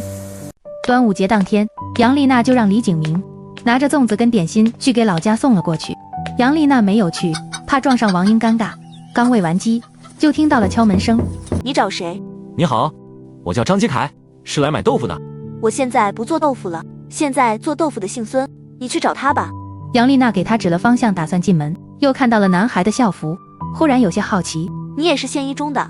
嗯，我妹也是县一中的。我不知道你说的谁，我今年刚参加完高考。你高考多少分啊？486分。考得真好，我妹比你低2分。姐姐，我能问一下你妹妹报考的那个学校吗？上海医科大学，中西医结合。谢谢大姐。听到这个回答，张吉凯转身就跑了。杨丽娜跟了出来，人却已经消失不见。这家伙好奇怪，怎么听到景轩的专业跑这么快？杨丽娜也没放在心上。过了一会，李景明就回来了，两个人吃了饭就一起出去遛弯了。刚走到田丽家门口，就听到了里面吵闹的声音。我听着他们又吵起来了。肯定是因为搬家，张开放他娘又闹起来了。什么？看见咱家前面那套房子没？明天张开放他们就搬过来了。过几天我要去矿山，刚好你们可以做个伴，相互还有个照应。你什么时候走？等他们搬来就走，等年底回来，咱就有钱去看我这条腿了。杨丽娜紧抿着唇，沉默不语地回了家。已经习惯了李景明在身边，她忽然要走，难免有些不适应。第二天一早，李景明就去帮田丽一家去搬家了。杨丽娜决定等李景明回来后，同他一起去赶集。临近中午时，李景明才风尘仆仆地回来了。我们去趟镇上买点东西。行。两人出发的时候，杨丽娜坐在李景明自行车后座，自然地揽着他的腰。由于天气热的原因，集市上人不是很多。杨丽娜直接去了菜市场，买了几斤猪肉，买了几个玻璃瓶子，另外还买了些涮火锅的菜。李景明等杨丽娜买完东西，这才拉着她往卖衣服的地走去。你有喜欢的衣服吗？不用给我买衣服，我们先去给你看双皮鞋吧。买皮鞋干嘛？我又穿不上。我们去看看。杨丽娜没等他回答，拽着李景明就朝着买鞋的地方走去。只是转了一圈也没有找到卖皮鞋的地方，最后只好买了一双布鞋。杨丽娜拿着布鞋很是满意，一旁的李景明却不满地黑着脸。杨丽娜，这集都快散了，你到底买不买衣服？要不你陪我去买些布，回去了我自己做2件，就当是你给我买的。好。这年代棉麻到处都是，而且便宜，6米布总共花了不到4元。李景明还给杨丽娜买了一双绣花鞋。到家后时间还早，杨丽娜就一头扎进了厨房。上次李景明从矿山回来又黑又瘦，杨丽娜是看在眼里的。这次不知他要去多久，只想给他多准备些吃食。等做好饭，杨丽娜进屋找出了之前给李景明做的衣服。李景明，你进来一下。来了。杨丽娜将中山服塞进李景明的怀里，转头朝着房间门口走去。换好了叫我。李景明穿好衣服，又换上了新买的布鞋，这才一瘸一拐地站在杨丽娜旁边。杨丽娜看着如此帅气的李景明，脸不由自主地红了，而李景明看到她的样子，忍不住亲了上去。你……李景明一把揽过杨丽娜的后背，将她拥在怀里。媳妇，这衣服真好看，你手真巧，眼光真好。太阳快落山时，杨丽娜就跟着李景明去了田丽家。屋里很干净，东西都很新，杨丽娜看着也替田丽高兴。真没看出来，你也会疼老婆孩子了。嫂子，瞧你说的，那是我老婆孩子，我不疼谁疼？是不兄弟？你说什么？我刚刚没听清。李景明假装没听见，故意调侃张开放。看到他的改变，李景明甚是欣慰。杨丽娜顾着同田丽聊天，聊着聊着去厨房帮田丽忙了。妹子，你们都结婚快1年了，这肚子咋还没动静了？这怀个孩子哪有那么容易？田丽正想说啥，刘翠却突然上门了。看见杨丽娜和李景明，撇了撇嘴，一脸不屑。哟，我当是谁了？原来是咱村的杨贵妃呀！这人瘦了变美了，身边男人也成堆了，真让人羡慕啊！刘姐，你怎么来了？羡慕吧？改天我教你减肥方法，保证你也能瘦下来。刘翠见杨丽娜不生气，也没再继续，逗留了一会儿便离开了。饭菜很快变熟了，李景明与张开放喝了不少。等吃完饭，杨丽娜帮田丽收拾好饭桌，这才跟着李景明离开。一出门，李景明一把抓住了走在旁边的杨丽娜。不要离开我。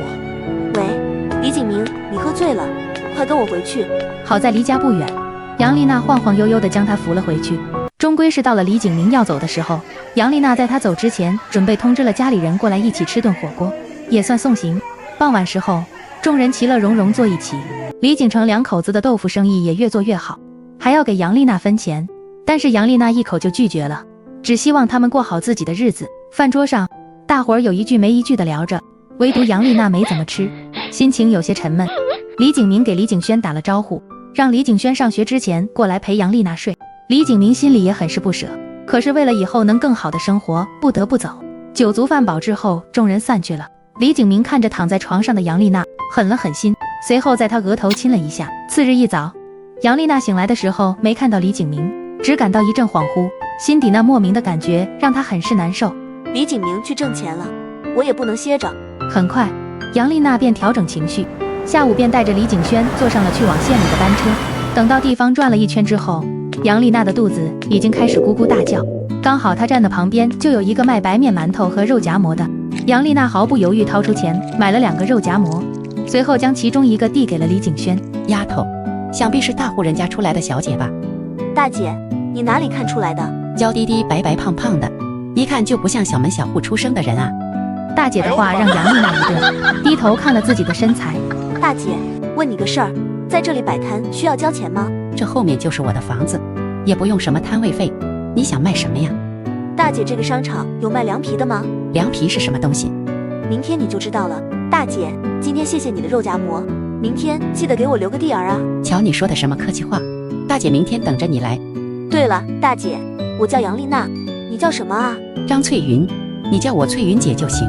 翠云姐，我这里有2块钱，就当是我给你的摊位费定金，还请你能够收下。妹子，你可千万别这样，如果你真想给姐钱，那也等你赚钱之后再给也不迟。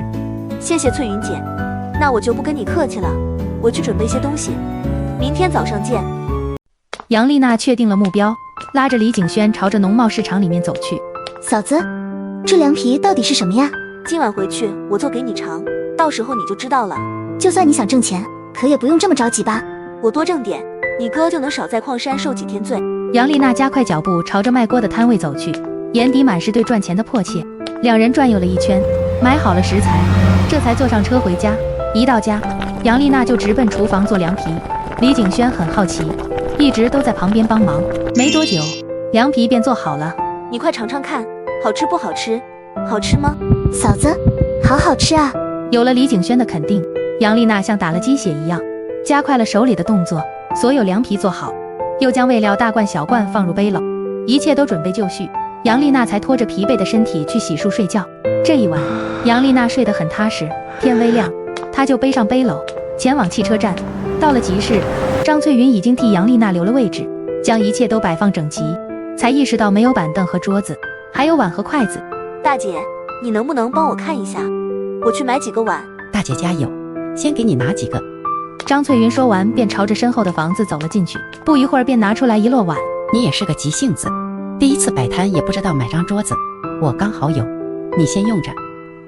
一切准备妥当，杨丽娜为了感谢张翠云，给她调了一碗凉皮。大姐，这碗送给你，你尝尝看。妹子，这多不好意思啊！我还要感谢你这么帮我呢，赶紧试试。张翠云抓起围裙擦擦带面的手，不好意思地接过杨丽娜手中的凉皮。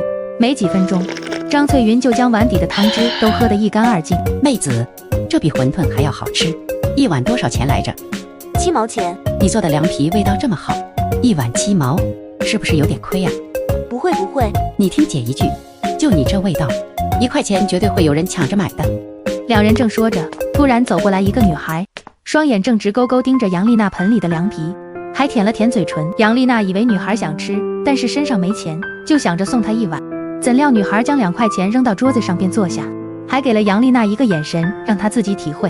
杨丽娜被女孩可爱的样子逗得低头一笑，连忙拌了一碗凉皮。我比较能吃，你给我来2碗。女孩话说着，已经开始大口大口吃起来。旁边站着的人看到女孩吃的狼吞虎咽的模样，也纷纷开始尝试。大姐，我给你提个建议，可以不？我觉得你做的凉皮不够辣，吃起来不够巴适。要是在我的老家，再加点火辣辣的泡菜小尖椒，味道巴适得很。谢谢你的建议，回头我看哪里有卖小尖椒的，备给喜欢吃辣的朋友。大姐，你明天还来不？明天你要是来的话，给我留个10碗，我带回去给我爹妈解解馋。来，只要不刮风下雨，我都来。行，那我明天早早过来。女孩说着，中间2碗凉皮便进了肚子，站起身抹了抹嘴便走了。不到半小时的时间，凉皮一售而空。好在杨丽娜说明天还来，后面排队的人也就没那么遗憾了。杨丽娜将碗洗干净还给张翠云后，转身去了市场，采购了用品之后，杨丽娜这才朝着杨家村的方向走去。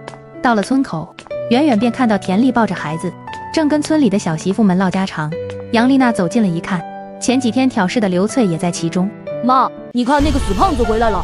刘翠的儿子鸭蛋指着杨丽娜的方向喊道，话落，逗得旁边的几个女人开怀大笑，只有田丽面上闪过一丝不悦。而杨丽娜向几位妇女打了招呼，转身就朝着家门口走去。田丽见状，连忙抱着孩子追了上去了。你怎么不生气？一个孩子说的话，何必放在心上？杨丽娜一进门就看见院子被收拾得干干净净，猜到是李景轩做的，心底瞬间被一股小小的感动占据。晚上也别做饭了，去我那里吃吧。不用了，我凑合一口就行。两人刚进厨房就看见案板上的手擀面，田丽一脸的失落。得，已经有人给你做好了。两人聊了一会儿，田丽见太阳快落山，便带着孩子回去做饭了。杨丽娜这才开始准备第二天卖的凉皮。次日，杨丽娜按时来到摆摊的位置，四川姑娘已经在摊位前等候。姐姐，你终于来了，我都等你好一会儿了。你来得好早啊，这么喜欢吃凉皮？是啊，就是做起来太麻烦，我们家开川菜馆的，一天到晚很忙，我爹娘压根没时间给我做。你家开川菜馆的？那我今天送你2份，回去给顾客尝尝。要是你爹娘愿意把凉皮当凉菜卖，从我这儿批发，我给你们算便宜些。送就算了嘛，我今天拿的10份已经算在里面了。姐姐，你挣钱不容易，我不能白拿你的。杨丽娜很是喜欢眼前的小姑娘，鬼使神差地问了一句：你叫什么呀？米粒。米粒2字像惊雷炸在杨丽娜心头，她的手猛地一顿。从见这个小丫头的第一面开始，她就莫名有种似曾相识的感觉，因为她前世的妈妈就叫米粒。这世上竟有如此巧合，名字、长相分毫不差。若眼前人真是前世难产而亡的母亲，这场穿越便是老天开的一场天大的玩笑。姐姐，你咋的嘞？我的名字有啥子不对头的地方吗？没有的，没有的，很好听。想必你父母也是文化人，名字起得真好。么的，我爹爹是个厨子，我娘也是个农民，但是我们一家靠自己的双手，过得很富裕。杨丽娜一听米粒爸爸是个厨子，更加坚信了眼前的人就是自己的妈妈。上一世，妈妈因生自己难产而亡，所以她才被父亲宠得嚣张跋扈。这一世，老天竟然让自己重生且遇到了母亲，这或许是一件天大的好事儿。姐姐，你在想啥子事儿？快点给我装凉皮哈，已经有客人在等你喽。米粒朝着出神的杨丽娜挥挥手，杨丽娜这才回神，抬眼一看，果真桌子旁边已经坐满了人。杨丽娜反应过来后，赶忙道：将米粒的10份凉皮和料汁装进塑料袋递给了她。姐姐，你叫啥子？你做的凉皮味道很巴适，以后我会经常来吃的。杨丽娜，你叫我丽娜就行。不得行，反正你比我大好些，我还是喊你娜姐心里踏实些。没多久，米粒便2碗凉皮下肚，丢给杨丽娜10元钱。没等杨丽娜找钱，便快速离开了。杨丽娜看着米粒的背影，心中百感交集。这一世一定要照顾好她。很快，今天的凉皮也被一扫而空。张翠云看杨丽娜已经开始收拾摊子，心里羡慕得不得了。杨妹子，你明天多做些，你这生意实在太好了，看得我都眼红了。张翠云卖的是肉夹馍和白面馒头，生意却不是很好。杨丽娜正好想要报答张翠云，便出言指点了一下。张姐，你有没有想过不做卖馒头的生意，改做肉夹馍？想过啊，可是光卖肉夹馍，我们2口子就得喝西北风去了。张姐，你做的肉夹馍味道很好，就是饼子太软，如果换成烙饼，口感可能会更好。一语点醒梦中人，张翠云顿时恍然大悟，赶忙帮着杨丽娜收拾摊位。妹子，你这些不卖了吗？张翠云看杨丽娜篓子里还有好多份塑料袋装的凉皮，好奇地问道：这些不是卖的，是一会儿拿去饭店推广的。杨丽娜很顺利地将凉皮送给饭馆，这才背着背篓往家慢慢走。送出去的凉皮很快就得到了相应的回报，杨丽娜的生意非常火爆，而邻居张翠云的生意在杨丽娜的指点下也越来越好，因此还给杨丽娜免了房租。转眼1个月过去，杨丽娜居然挣了4000块。这天，杨丽娜快忙完的时候，摊位前突然来了一个男人。大姐，这凉皮怎么卖？8毛钱1碗，保证分量足，能吃饱。我全包了，麻烦你帮我装起来。你确定全部要吗？全部带回去吃不完，天气热容易坏掉的。吃得完，我厂里300多个人呢。男人说起话来一副纨绔子弟的样子，挽起袖子，弯腰坐到凳子上。大姐，你先给我来1碗，我先垫垫肚子。杨丽娜一听是大生意来了，赶紧端了1份凉皮放到男人面前。男人便也不做作，搅拌了几下，赶着时间大口大口吃了起来。你这凉皮味道太正宗了，1个字，爽。杨丽娜浅浅一笑，便也不多说，快速地将剩下的凉皮装好。你这凉皮以后可以多做吗？每天中午我来拿350份，您做得过来吗？啊，大姐，你反应真迟钝，生意上门了，做不做？做，每天中午都要吗？每天中午都要，哪天不想吃了，我再跟你说，你看成不？成。这凉皮1碗7毛，我给你按批发价算，6毛1碗。每天中午你让人按时过来取，我现在还不能送货上门，等我有条件了，再我负责送货上门，你看如何？可以，可以，明天中午我再过来。不过你刚才好像说1碗8毛。杨丽娜尴尬的笑笑，恨不得抽自己嘴巴2下。这个我刚刚以为你吹牛瞎说的，所以故意说的贵了点。男人掏出钱交给杨丽娜，从杨丽娜手中接过凉皮。那我今天就收了啊，今晚回去我拟定2份合同，明天带来给你。先生，您看怎么样？可以。对了，我叫苏涵，你叫啥？听到对方答应，还做自我介绍，杨丽娜浅浅一笑。我叫杨丽娜。好，我先走了。杨丽娜本想跟苏涵握手言谢，但奈何自己手上有油渍，只能挥了挥手，目送苏涵的身影消失不见，才激动地跳了起来。杨丽娜快速地收拾自己的摊位，便直奔买3蹦子的地方，挑了车，付了款，满意的骑上车，这才匆匆忙忙赶往杨家村。村口，刘翠翻着自家的地，老远看见有人骑着3蹦子回来，而李景轩拿了录取通知书，刚走到村口，便被刘翠喊住。两人还没说话，李景轩一眼认出骑3蹦子的是自家大嫂。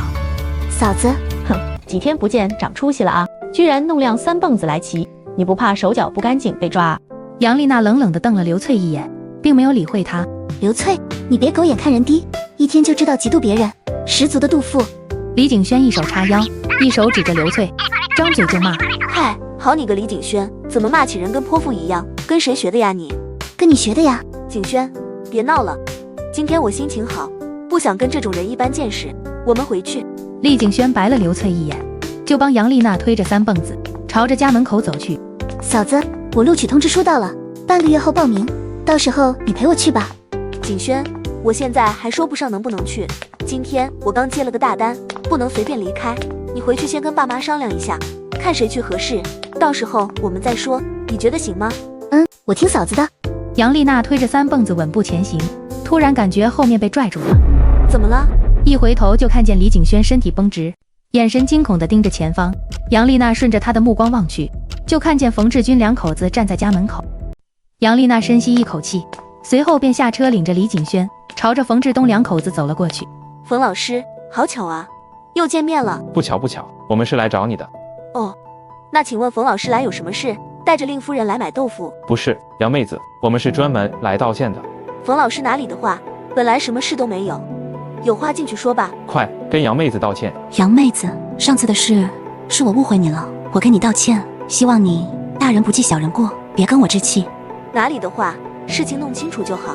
再说不打不相识，我们别傻站在这里说话，进去说呗。不了，家里还有孩子，只要杨妹子你原谅我就好，那我们就先走了。对，孩子还在家了，这点水果你留着，那我们就先走了。冯志东将手里提的水果塞进杨丽娜手里，经过厉景轩的时候看了眼，李景轩一脸躲闪，朝着杨丽娜身旁靠了靠，目送2人走远。杨丽娜将怀里的水果塞进李景轩手里，给爸妈拿过去，详细情况一字不落告诉他们。嫂子，我帮你做饭啊，赶紧拿过去说清楚，我晚上凑合一下就行。你吃完饭早点过来，晚上我要缝衣服，到时候过来你裁剪，帮着缝扣子。将李景轩送走，杨丽娜这才将3蹦子推进了院子里，快速地做好凉皮，就开始写合同。等一切都搞定了之后，杨丽娜又开始做衣服。眼瞅着李景轩就要开学了，要准备的都得提前准备出来。做衣服是杨丽娜的强项，不到半小时的时间，6、7件裙子便分别裁剪出来。而李景轩来的时候，身后还跟着孙玉秀。你怎么也跟着过来了？挺个肚子还乱跑。嫂子，好几天没见你了，过来瞧瞧你。嫂子，我能帮你做些什么？缝扣子，1件裙子上面缝3颗就好。3个女人有说有笑，忙到晚上11点，7件长短不一的裙子就都做好了。次日，等杨丽娜将今天的凉皮都卖完，才骑着车去了服装厂。苏涵手里拿着杨丽娜自己编写的合同，很爽外的就签字画押了。你这合同写的真不错，连我这个老板没想到的都想到了。谢谢苏总夸赞，合同咱1人1份。如果你哪天不想吃我做的凉皮，麻烦您提前安排人给我打声招呼。成，辛苦你了。杨丽娜要拿走合同的时候，苏涵一把扯过杨丽娜手里的合同，在上面又加了一笔。苏总，您这是？您给出的价位虽然很诱人，但公司也不能让您亏了，所以决定以6毛5的价位付给您，但是有一个要求，必须保质保量。行，苏总请放心，后期如果发现有什么问题，您大可以拿合同去起诉我。杨丽娜浅浅一笑，一双黑漆漆的眸子散发着自信光芒，杨老板，不妨我带你去厂里转一转。谢谢苏总邀请，我还有事，就先回去了。因为生意的火爆，杨丽娜的心情好，整个人看起来精神十足。只是凉皮的量供不应求，而她自己能力有限，所以决定招工。有了这个想法，便顺手写了招聘启事贴在摊位门口。杨妹子，你贴啥呢？我贴张招聘启事，招2个人帮忙。这一天天的，一个人熬不住。杨丽娜深知凉皮的生意有季节性，眼下已经是6月中旬，最多只能还能红火3个月，所以还得赶紧再想个别的菜谱才行。这年头到城里打工的都不识字，你贴这个没用，等着商场人多了，我到时候替你吆喝2声，保准有人上门来应聘。那我先谢谢翠云姐，到时候就看你的了。你这丫头，平时我也没少免费吃你的。张翠云说着，一脸宠溺的笑容，顺手夹了肉夹馍塞进杨丽娜手里。喏，尝尝你姐我做的饼。杨丽娜笑笑，赶紧接了过来。忙了一上午，这会儿真是饿了。要不是我儿子还小，我真想让你做我未来儿媳妇。呵呵。托张翠云的忙，杨丽娜的店里招了2个帮忙的女孩，一个叫柳叶秋，一个叫王兰。柳叶秋身形微胖，却做事手脚麻利；王兰身形纤瘦，容易害羞，看起来软萌萌的。凉皮摊上一有客人经过，柳叶秋便会主动询问客人，这让杨丽娜甚是欣慰。有了2人的帮忙，杨丽娜整个人也轻松了很多。下午忙完，留下2人收拾摊子，这才骑着3蹦子回家。一到家，杨丽娜就锁上门洗了个澡，然后躺床上睡着了。睡梦中迷迷糊糊听到敲门的声音，呼的一下从躺椅上坐起来。谁啊？杨丽娜小心翼翼地走到门口，隔着门缝往外看了看，就看到了站在门外的李景明。门刚打开，李景明大步走了进去，一只胳膊便将杨丽娜环腰抱起。你怎么回来了？怎么，我回来你不高兴，还是你压根就不想我？你快放我下来，被人看见了多不好。杨丽娜挣扎了几下，这才从李景明身上下来。你吃晚饭没？想吃什么？我去给你做。媳妇，我就想吃你，想死我了。话落，李景明就将杨丽娜拽进屋里，亲上了她的嘴巴。杨丽娜憋得满脸通红，不知道怎么呼吸，双手推搡着李景明。你在耍流氓，信不信我不理你了？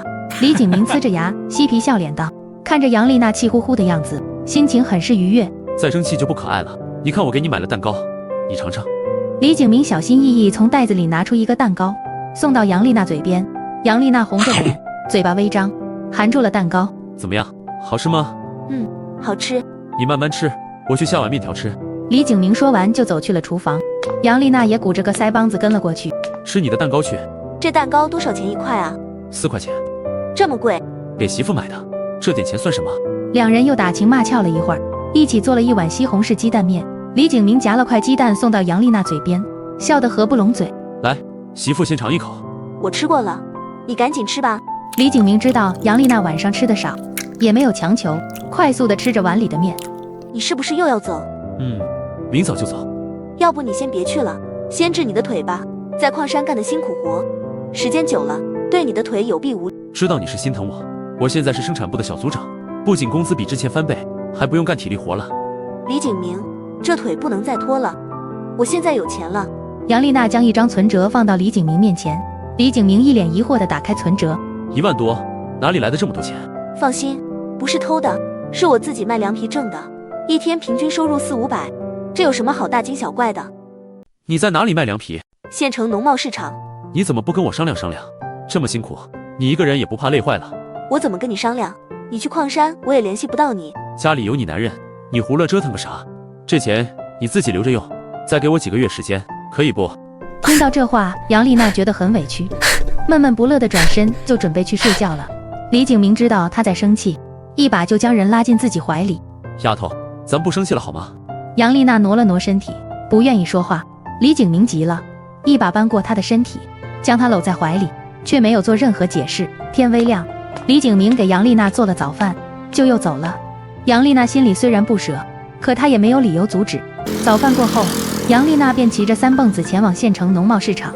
苏涵这边，杨丽娜依旧每天中午给提供凉皮，时间久了，怕大家吃腻，杨丽娜就主动去找了苏涵。哟，刚想着杨总你就来了，真是心有灵犀啊。坐。这次过来是想跟苏总谈一下员工餐的事。天气快转冷了，天天吃凉皮对员工肠胃不好，万一影响工作效益就不好了。想问问公司有没有别的想法，或者你定个菜单，我这边好安排。你真是一次次给我惊喜，思路这么清晰，不像做餐饮的。有没有兴趣来我公司上班？谢苏总抬爱，你看我提议可行的话，我就去员工里做调查，你定菜单和价位。没问题，但我得派个人配合你，毕竟公司在发展期，能省则省。好，后天我在店里等你。怎么不是明天？不瞒苏总，我妹妹明天去上大学，我得送她去火车站。这么巧，我妹明天也去大学，上海医科大学。真巧，我妹也是这所学校。缘分啊！今晚我带妹妹，请你和令妹吃个便饭，让他们认识认识。到了上海也好有个照应，怎么样？谢谢苏总好意，我家离县城远，来回不方便。远不是问题，我让司机去接你们。真不用了，谢谢苏总，家里还有事要处理，我就不多留了。杨丽娜从苏涵办公室离开，直接去了农贸市场，交代了柳叶秋和王兰一些事，提着给李景轩准备的东西，直奔车站。杨丽娜刚坐上班车，就看到刘翠提着个袋子，慌慌张张上车了。车上只有2个位置了，刘翠一脸不情愿地坐在了杨丽娜旁边。哟，这不是杨家村卖豆腐的杨贵妃吗？刘翠故意吼得很大声，前头的人都看向了2人坐着的方向。她就是杨贵妃呀！听说她以前肥得像头猪，8成是让狐狸精附体，这才勾了隔壁村冯志东的魂。真的假的呀？看这丫头面善，人模人样的，咋能做这种丧尽天良的事儿啊？杨丽娜无语，回头目光淡淡的看了刘翠一眼。原来是刘翠啊！你不知道冯志东2口子提着水果到我家来道歉的事儿吗？要是不知道，改天你去问问。就因为有些人乱说话，我差点报警。你要是不介意被问话，尽管接着侮辱诽谤。杨丽娜的声音铿锵有力，车上在座的每一位都听得见。你唬谁了？自己做了龌龊事儿还不让人说了？刘翠不屑地翻了翻白眼，冷哼一声，别过了头。就在这时，前排的售票员走了过来。这位同志说得对，故意侮辱诽谤他人，受害人有权报警。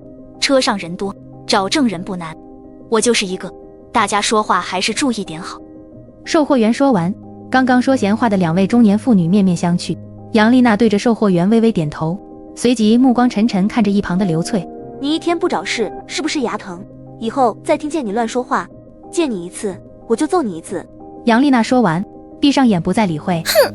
刘翠气得咬牙，却也不敢再作声。车子一路颠簸，好不容易到杨家村村口，杨丽娜一下车就直奔王英家，也没有理会跟在后面的刘翠。一家人看到杨丽娜都十分开心，张罗着要吃饺子。景轩，这是我给你做的衣服，你带去学校穿。嫂子，谢谢你。客气什么？对了，玉秀也有。几人去了李景轩的屋子，换好了衣服，美美的照着镜子。孙玉秀肚子大了，看着镜子里的头发，总觉是个累赘。嫂子，你帮我把头发剪一下吧，我的头发有点太麻烦了。嫂子，我也想剪。没问题，剪个头发而已，有什么难的？李景轩先是去了厨房端了水，杨丽娜跟着去厨房拿了剪刀。王英看见杨丽娜手里拿着剪刀，心一惊，赶忙从厨房跑了出来。你们这是要干啥？妈，玉秀想剪头发，我给她剪一下。杨丽娜说完，做事要紧。王英吓得连连摆手。停，可不敢乱剪，孕妇不能剪头发的。妈，不就剪个头发吗？你大惊小怪的干啥？凭啥孕妇就不能剪头发？这肚子里要是男孩子，剪掉头发会变成女孩的。厉景轩一听是这个原因，顿时闭嘴不敢再说话了。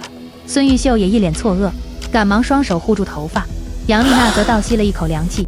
王英一脸不满地看了眼杨丽娜，一把扯过孙玉秀，护在自己身后。秀儿，让我看看有没有剪到。王英检查孙玉秀头发的样子，像一根针深深刺进杨丽娜的内心。妈，我没事儿，我就是觉得肚子大了，头发有点累赘，才让嫂子给我剪的。真是的，啥都不知道，下次别动不动就剪人家头发。王英干咳了2声，赶紧从杨丽娜手中夺过了剪刀。李景轩见状，悄悄地拉过杨丽娜到了一旁。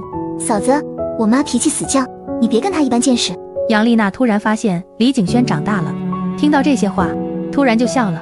你也别剪了，等到了上海，你想做什么发型就做什么发型，到时候嫂子给你钱。李景轩上大学前的最后一顿饭，大伙儿都吃得其乐融融。李父和李景成2人高兴地喝了几杯，饭后还有村民上门来道喜。杨丽娜临走时还当着所有人的面给李景轩给了400块。这400块，我跟你大哥1人200，上海消费高，你拿着备用。嫂子，这太多了，我用不到。拿着吧，这都是我跟你哥的心意。杨丽娜将钱塞进李景轩手里，打了招呼，便转身走了。第二天一早，一家人去了车站。李景轩一想到独自去求学，原本激动期盼的心，此刻却害怕起来。杨丽娜轻拍了拍他的手，这才注意到李景轩一脸哀愁。别愁眉苦脸的，你不是一直想走出大山去看一看吗？我，李景轩，以前你跟我打架的那股资劲去哪里了？要不我现在让司机停车，我们回去。什么？我才不怕，不要回去，我只是舍不得你们。出息点。杨丽娜的激将法奏效了，可她心里清楚，这孩子的胆怯里藏着对未知的敬畏。杨丽娜跟着一行人刚进候车厅，就看到了苏涵，旁边还站着一个女孩。厉景轩看见女孩，也有些惊讶，连忙迎了上去。苏林，好巧啊，好巧。苏林礼貌性地跟李景轩握了个手，这才向一旁的苏涵介绍，我同学李景轩。苏涵也有些震惊，因为她记得之前妹妹苏林就是从一个叫李景轩的女孩手里买到的2件衣服，因为那2套衣服做的真的特别好，也顾不得抄袭不抄袭，就按照公司主打款做了宣传，并且成品现在已经成功上市。苏总，好巧啊。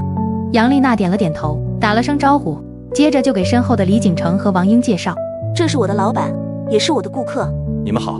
苏涵对着杨丽娜一伙人抬手打了招呼，才将目光落在李景轩身上。那个李景轩同学，身后哪一位是你嫂子呢？2个都是我嫂子啊，一个是我大嫂，一个是我二嫂啊。那衣服是不是你这位嫂子做的？是啊，我嫂子可厉害了，什么都会做。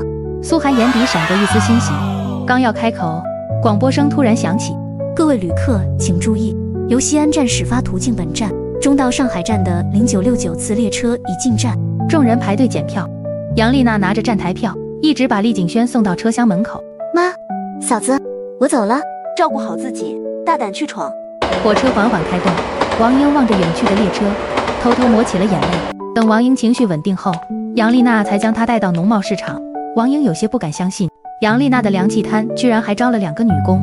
杨丽娜从张翠云那里买了3个肉夹馍，将其中1个肉夹馍给了王英。王英刚想动口，就看见杨丽娜将其余2个肉夹馍给了女工。犹豫了一下，王英将自己的肉夹馍塞进杨丽娜手中。这个你吃，我不饿。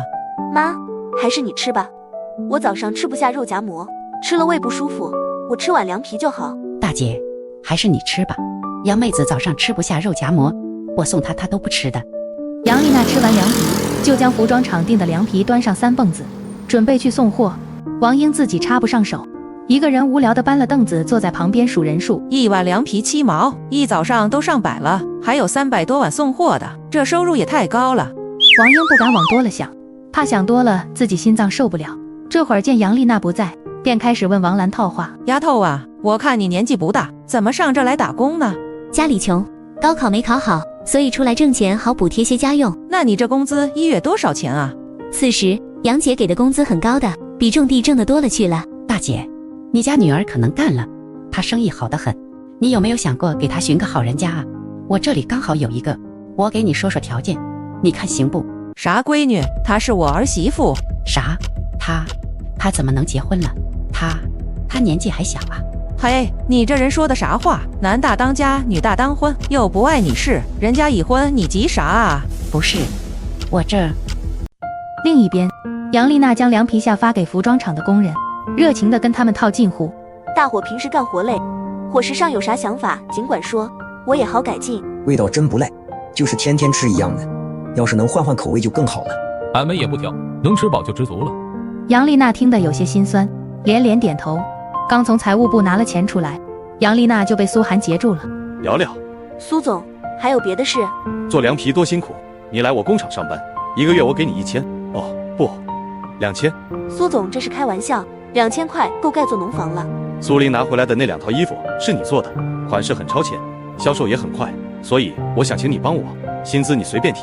苏总想要的是我的设计图吧？一开始是这样，但现在不是。你做事很细心，我很赞赏。图纸我可以给你，但上班不行，我对餐饮更感兴趣。你知道你那2张图纸给公司带来的利益吗？苏涵认真看向杨丽娜，比划着伸出2根手指头。2000，20万。苏涵以为杨丽娜会有所震惊，但没成想，她居然一点反应都没有。你什么时候要图纸？到店里来找我就行。苏总，我婆婆还在店里，我就先回去了。等会儿，先别着急走，我再耽搁你5分钟。从苏涵那里出来，杨丽娜骑着3蹦子赶往凉皮摊子。妈，我们回家吧。回去的路上，王英坐在3蹦子后车厢里，一直死死盯着杨丽娜。杨丽娜总感觉后背发凉，但她终究没鼓起勇气回头看。这天晚上回去，王英破天荒地泡了黄豆，准备帮着二儿子一家卖豆腐。第二天一早，王英就拉着豆腐来了集市。豆腐快卖完的时候，摊前突然就出现了一个邋遢的老男人。你不是俺媳妇杨丽娜，俺媳妇人了。王老头子，这么多人，你瞎说啥呢？谁是你媳妇啊？卖豆腐的杨丽娜就是俺媳妇儿。我再问你一遍，我媳妇人呢？你个老东西，撒泡尿照照自己。杨丽娜啥时候成你媳妇了？别装了，你儿子跟她早要离婚了，他亲口跟我说，等离婚就跟俺过。你儿子就是个瘸子，配不上他。你个老不死的，我儿子和儿媳好好的，轮不到你在这里挑拨离间。是谁指使你来的？再敢胡说，我撕烂你的嘴！没人指使，俺就是来寻俺媳妇的。我丈母娘都收了我500块聘礼，你说这事儿还有假？那陈二我在贪财，他也不可能将闺女往火坑里推吧？就你还500块买媳妇，谁要真嫁你，那才是瞎了眼。你管得着吗？明儿我就去杨家村把我媳妇接回去，免得看你这恶婆婆的脸色。王老头说完，嫌弃地看了眼王英，朝着豆腐的方向吐了口水。我看你是活腻了。围观的人越来越多了，王英觉得丢不起那人，赶紧收拾了东西，就气冲冲地回家了。杨丽娜结束一天的忙碌，骑着3蹦子回家。刚到家门口，王英就冲上来给了杨丽娜2个巴掌。杨丽娜有些懵，脸颊瞬间传来火辣辣的刺痛感。知道我为什么打你吗？第一，你伙同亲妈骗彩礼，我错至极；第二，你身为李家媳妇，不守妇道，惦记别的男人，不知廉耻。杨丽娜觉得又气又搞笑，似笑非笑地看着眼前的王英。无凭无据就污蔑人，这就是长辈该有的样子。我敬你是李景明妈，这2巴掌我受了，但绝没有第2次。你说我骗彩礼，勾引人，拿出证据来。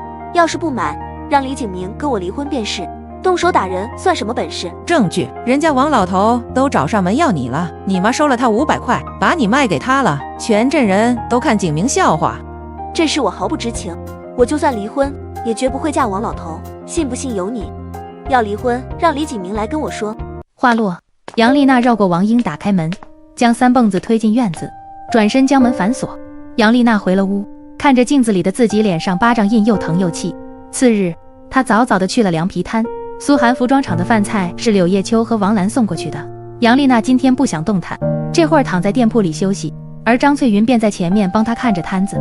此时看着眼前的瘸子和一个陌生的后生，张翠云一脸的鄙夷：“你们俩干啥呢？”“我找人，找杨丽娜，她是我媳妇。”李景明的话惊得张翠云不知所措，错愕地打量着李景明：“你是杨妹子她男人？”“嗯。”“那个，我去帮你叫人啊。”张翠云进去的时候，李景明紧跟其后，巴不得赶紧见到杨丽娜。“杨妹子，你男人找你来了。”杨丽娜正睡得香，迷迷糊糊地应了一声：“你这小伙上辈子真是积德了，娶到这么好的媳妇，上得厅堂，下得厨房，人又吃苦耐劳，你可得好好对她啊。”张翠云说完，这才注意到跟在李景明后面的同事赵文虎。“我说大兄弟，人2口子见面，你站在这里多碍眼，赶紧跟大姐出去，大姐给你弄个肉夹馍吃。”张翠云一边说着，揪着赵文虎的衣袖出去了，还不忘带关上门。等他们走后，李景明粗糙的大手轻轻抚摸着杨丽娜的脸颊。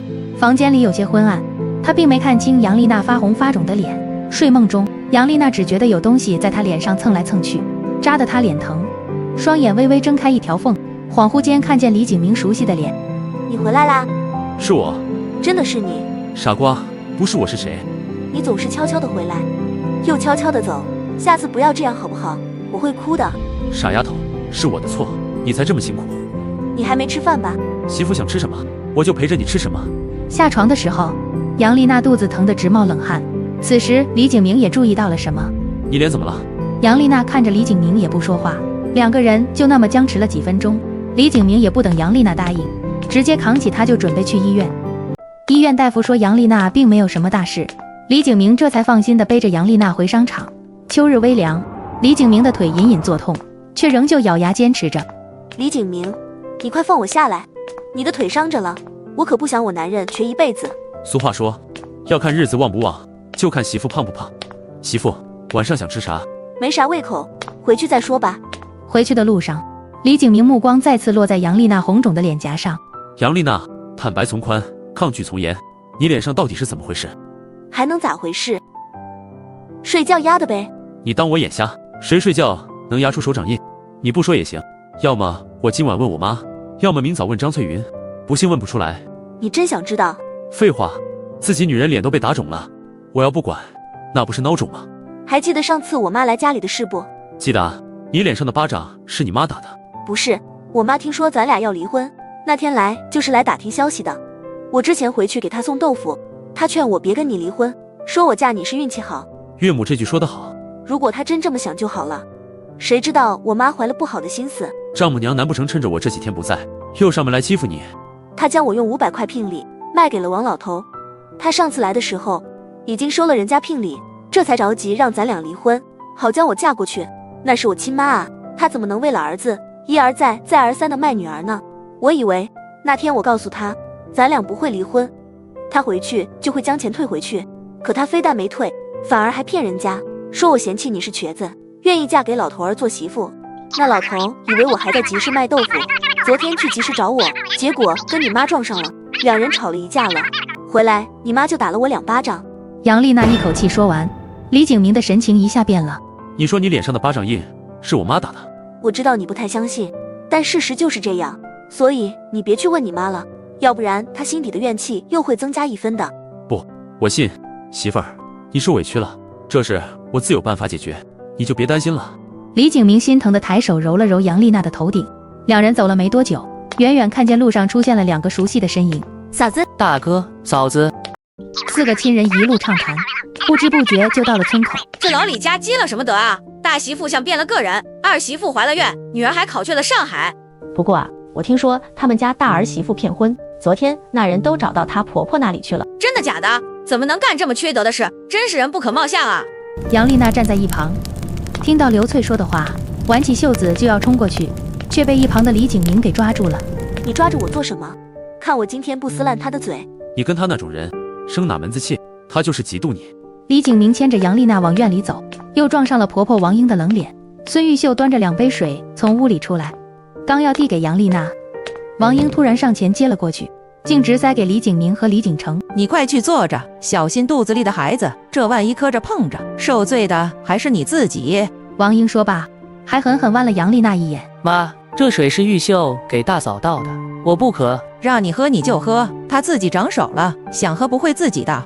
听到这话，杨丽娜脸刷的一下红了，越想越觉得委屈。光天化日的，这么多人看着呢，你这样牵着我儿子的手也不怕人笑话，不害臊？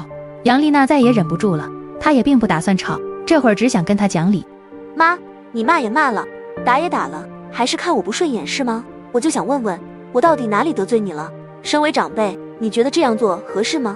我拼命挣钱，舍不得吃，舍不得穿，一心想让家里人过好，就因为别人几句无根无据的闲话，你就对我又打又骂。你说别人侮辱景明，你心疼，那你这么侮辱我，看不起我，就不心疼吗？你也有女儿，如果景轩以后像我这样，无缘无故被婆婆明嘲暗讽，你心里好受吗？要是你真瞧我不顺眼，就给景明找个更好的吧。杨丽娜说完，看都没看一脸错愕的王英，转身就往院外走，单薄的身影在秋风里显得格外落寞。李景明的脸色瞬间阴沉下来。妈，你这次真的做过了，你非要把我好好的家逼散才满意吗？你看看他的脸，都被你打肿了，你怎么下得去手？你吼什么？我还不是为了你。妈，再怎么样也不能动手打嫂子啊。是啊，嫂子这段时间对家里多好，你都看在眼里的。看到在场所有人质问的眼神，王英既失落又不满。你们什么都不知道，凭他有的没的说几句就在这埋怨我，他有气，我心底还有气呢，脸都被丢尽了。王英缩了缩脖子，撇过头，不再去看众人的表情。我什么都知道，聘礼那事儿，上次他妈就来找过我们，这事他本来就委屈，王老头找你，你就当是笑话，听一听就得了，干嘛还动手打人家？以前他是有错，但这几个月他为家里做的，你难道看不见吗？卖豆腐，做小生意，每天起早贪黑，吃苦耐劳的他从来没抱怨过。你都知道，你知道个啥？那个老头说你就是个瘸子，妈心痛啊！你是妈身上掉下来的肉，怎么能让别人说你是瘸子？面对儿子的质问，王英越想越委屈，眼泪刷刷的往下掉。李景明气得直咬牙，懊恼的低头抓了抓自己头发。他说的是事实啊，我本来就是个瘸子，你跟一个老头子较啥劲？非得为了这些没意义的事去伤害对自己好的人啊！你们都怪我，我心里难受，你们怎么都能怪我呢？王英一屁股瘫坐在院子里，嘤嘤抽泣。李景明烦躁的来回走动。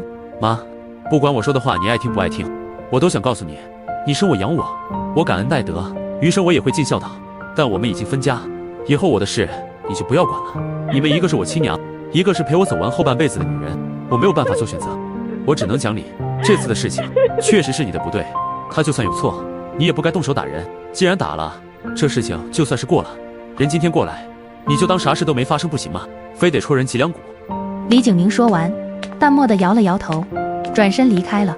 王英看着儿子走远的身影，放大声音哭了起来。我这是造的啥孽哦？当初闹分家，就是想逼走杨丽娜，给你重新找个过日子的人啊！我做这一切还不是为了你，我养你这么大，不是为了让你跟我反目成仇的啊！我。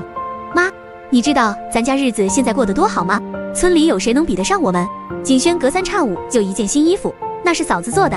你看他给自己添置新衣服了没？没有吧？我现在豆腐生意红火，那也是嫂子大度指教了我方法。嫂子还隔3差5的就来给我们送吃的，甚至有些他都舍不得吃。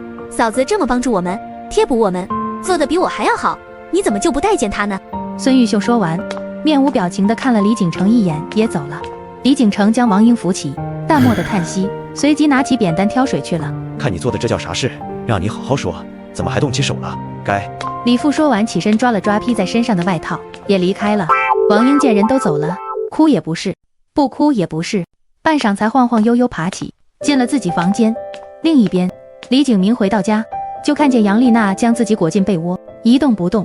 李景明坐在床边，杨丽娜感受到了他的存在，缓缓睁开眼睛，浅浅地笑了。你回来了？你不生气了吗？我生什么气？我说那些话就是想告诉妈，人心都是肉长的，差不多就得了，别的寸进尺。我告诉你，以后别动不动说要离开的话，这么好的男人去哪里找？丢了是你的损失。说完，李景明抬手刮了刮杨丽娜的鼻尖，帮她掖紧被子。本姑娘才貌双全，丢了再重新找一个呗。听到这话，李景明朝着手掌哈口气，做出要挠痒痒的姿势。杨丽娜看到，连忙用被子把自己脑袋包了起来。好了，我不跟你闹了，我去地里看看，顺便拔掉白菜地里的杂草。我也去，我去瞅瞅俺家大白菜长成啥样了。夕阳西下，杨丽娜和李景明背着装满小白菜的背篓回了家，两人将白菜摘洗干净，随即开始做饭。这种场景让杨丽娜有种老夫老妻的幸福感。没多久饭菜做好，李景明将一碗稀饭放到杨丽娜面前，顺带摆放好筷子。那桌子上的图纸是你画的吗？李景明注意到桌子上放着一张画了一半的图纸，虽画了一半，但能看清楚图纸上画的是一套竹子做的沙发。对啊，你能看懂啊？杨丽娜有些惊奇，自己还没画成功，便被李景明看见了。我爷爷是木匠，你说我能不能看得懂？真的吗？那我之前做鸡圈的时候，你怎么不指导一下？那时候不是还不太熟悉吗？媳妇，你大人有大量，就原谅我吧，我得出去一趟，你乖乖去休息，晚我回来再洗。李景明抬手揉了揉杨丽娜的头顶，转身麻利地出了院子。杨丽娜是个闲不住的人，最后还是把厨房给收拾了。眼看天就快黑了，还不见李景明回来，杨丽娜心里也有着急，打算出去找找。只是还没出大门，就见李景明带了10几根新砍的竹竿回来。杨丽娜赶紧将门开大一点，怕挡着李景明的路。你砍这么多竹子做什么？我给你做个竹沙发。李景明并没有将竹子拉进大门，直接在大门口就开工了。处理完竹子，李景明便将那画了一半的图纸拿了出来，拿了尺子量来量去，又比划半天，才开始锯竹竿。杨丽娜闲得无聊，站在一旁直打哈欠，最后坚持不住就回屋了。竹沙发做法不是很复杂，只要设计好，再组装就可以。只是一来二去还是浪费了一些时间，直到半夜才做好。此时杨丽娜已经睡着了。李景明小心翼翼地上床后，杨丽娜很自然地就钻进了他的怀抱。次日一早，李景明醒来的时候，只见杨丽娜正满脸幸福地看着他。媳妇儿，你这么看着我干什么？你男人昨晚上加班到深夜，沙发都给你做好了，你也不知道夸我一下。李景明，我们不离婚了。好，我们当然不离婚。这段时间委屈你了，媳妇，等我腿好点，一定风风光光再娶你一次。杨丽娜闻言，脸色羞红的低下了头，随即轻嗯了一声。虽然生活还不是那么完美，总是有些许的磨难，但好在两个年轻人有问题就及时沟通，不仅感情越来越好，生活也越来越有盼头。俩人就这样没羞没臊的生活在了一起。